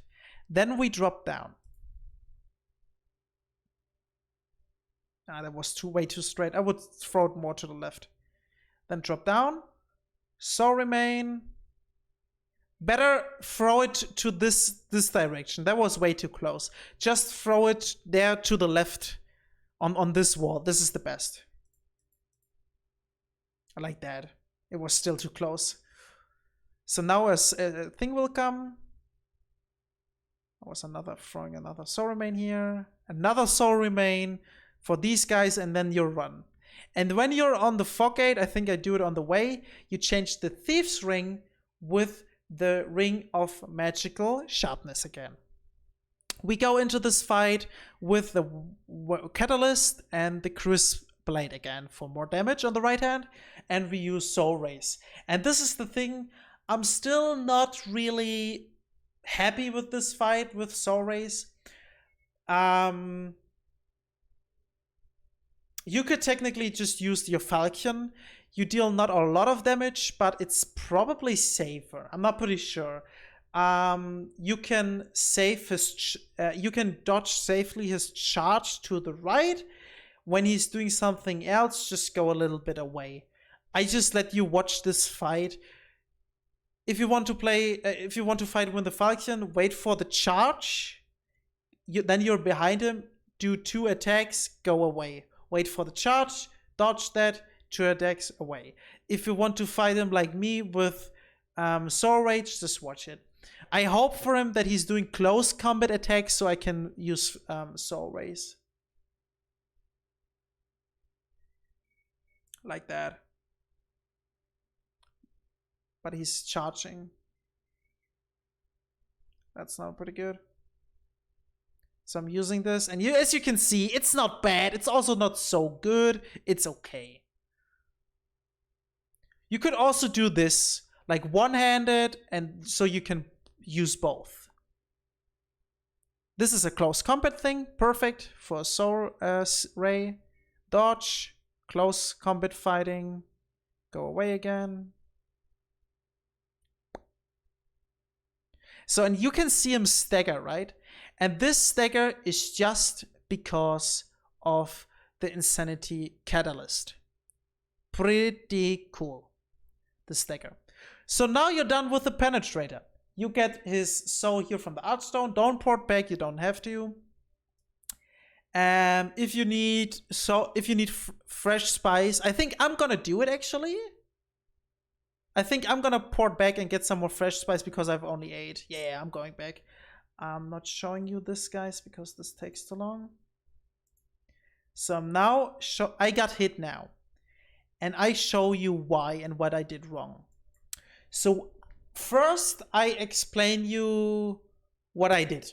So what I did, I was just running the next section. Then at the end, you go to the right. You go into a hallway, a little room hallway. You use Cloak, and then in speed run, you just run up. Don't do that. I got hit because of that. You will see it now that I get hit because of that. And that's the reason why I do this guide with hits, because you see mistakes. Let me show you how I did it wrong. And I will do it better the next attempts. Yeah, Thieves Ring, because of full HP, I'm using, by the way, Makoto to get the Clever Red Ring fast again, because I don't need the rent, like, right now for this running thing here. Run to the right with the Thieves Ring.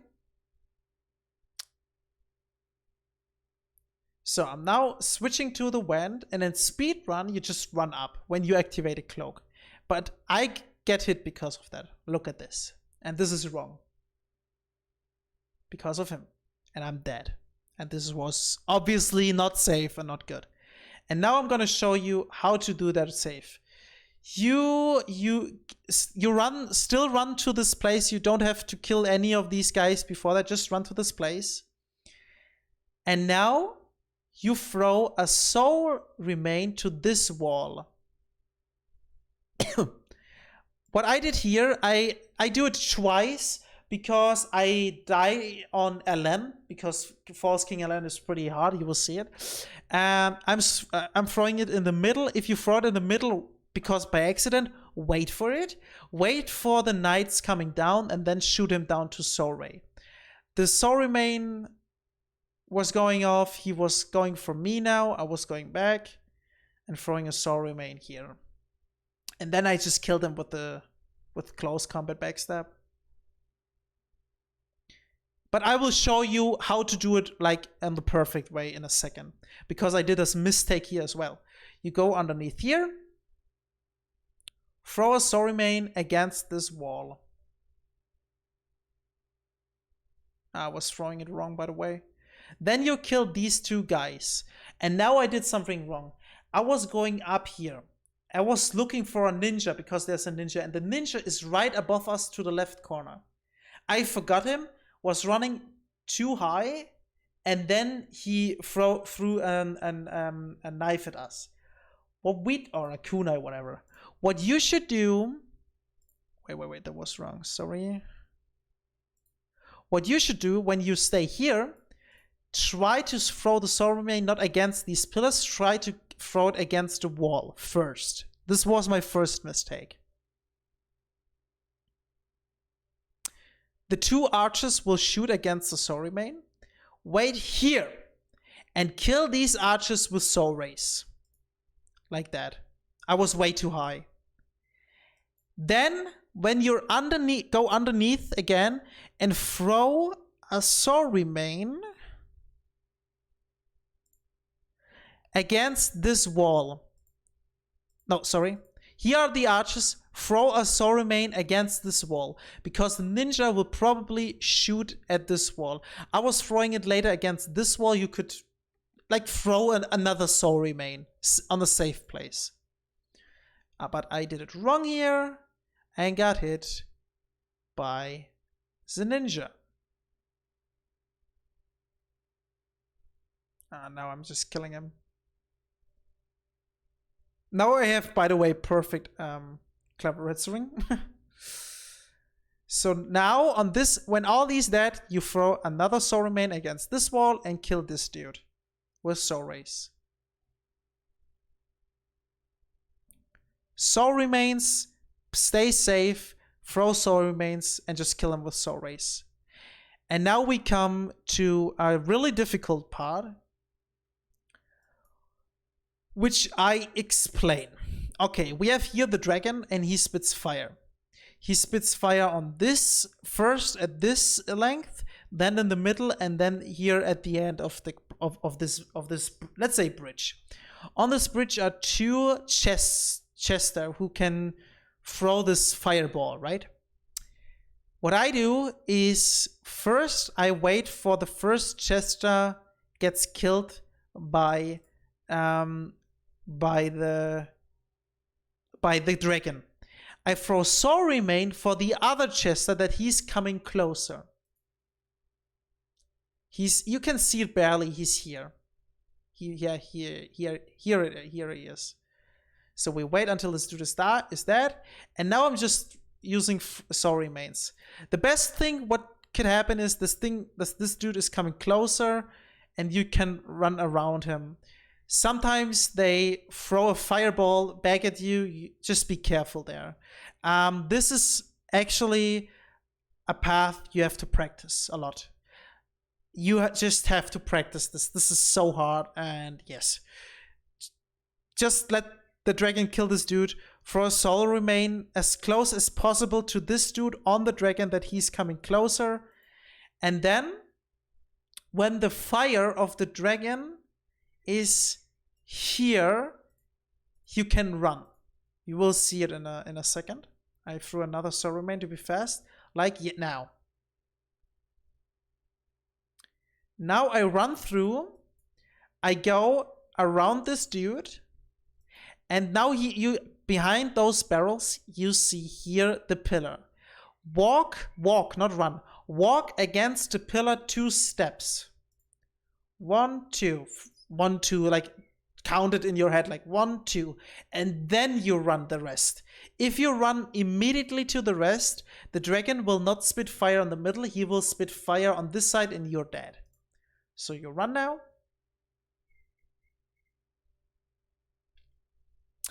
And here are two strats.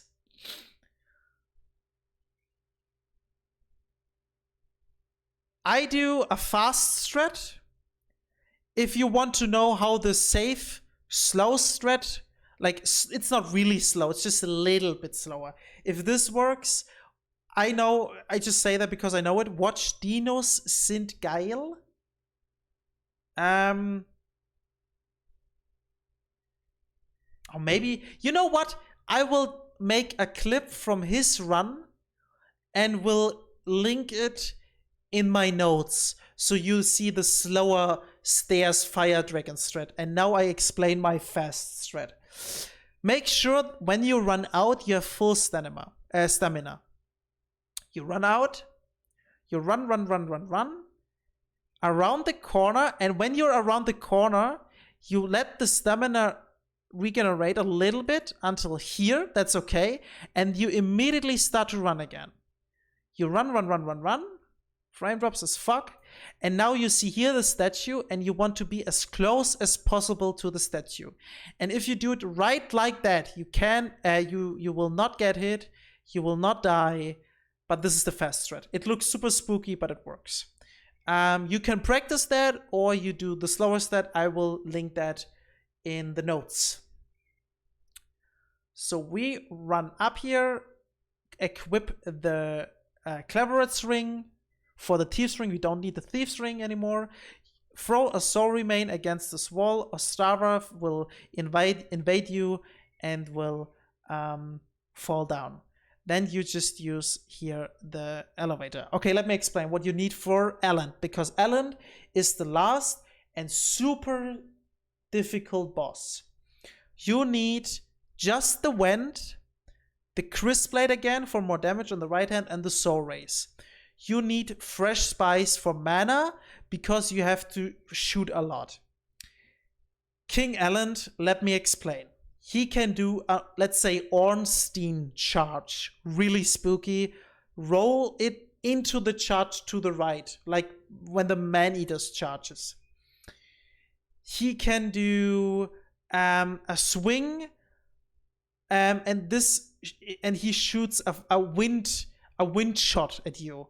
Just walk or roll to the right, that's okay. He can do like a little charge, and he does a vertical attack with a wind attack like from Old Hero earlier, also to the right and to the left.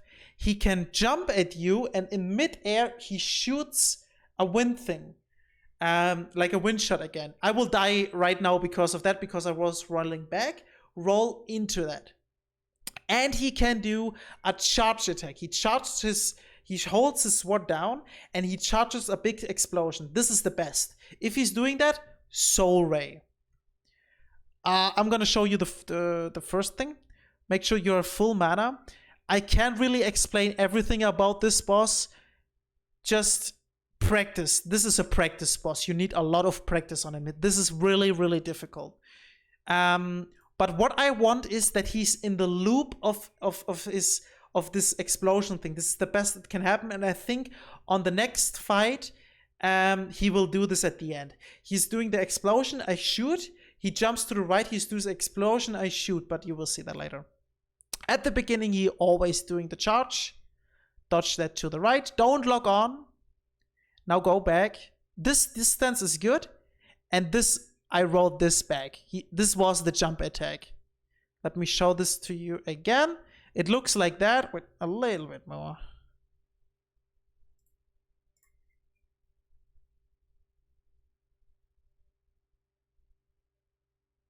Roll. So now this is the jump attack.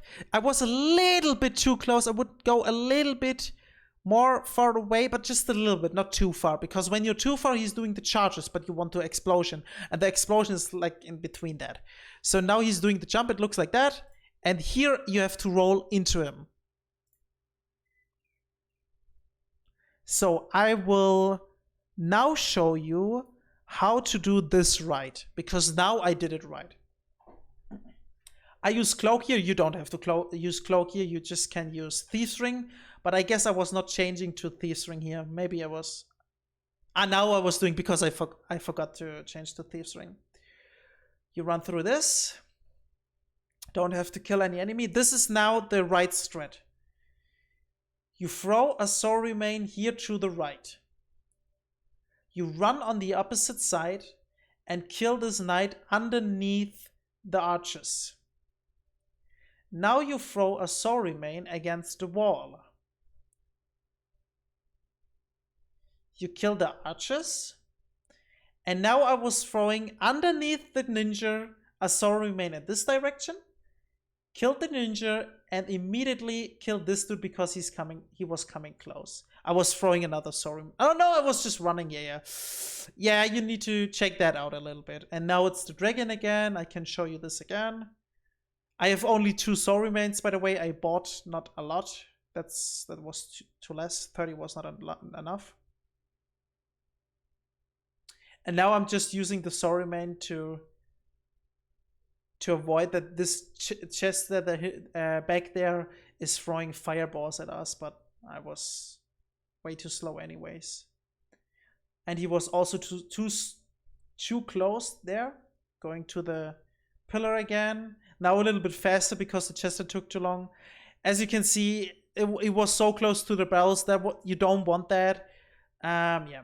Here again, full stamina, run through to the right, save, and run through. And yeah, that's the rest, close to this statue. Okay, and now I show you King Alan again. Went, Chris Blade, Soul Ray, you want Fresh Spice here, full mana, Cleveret's Ring, and the Ring of Magical Sharpness. He's doing the charge at the beginning again, I dodge it. And I would say this is the perfect amount of like, yeah, this is almost perfect like this. I was going a little bit too far away again. He's doing the charge. This Soul Ray was not safe. This is perfect. This is perfect. Keep that, guys. This is the charge.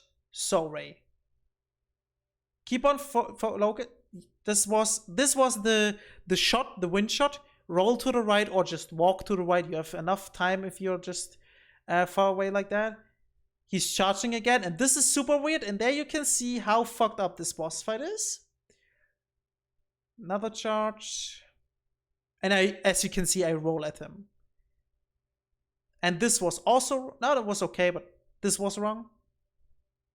This was super wrong, but it worked. It was luck. Don't be too greedy. Wait for the charge attack, for the explosion charge attack.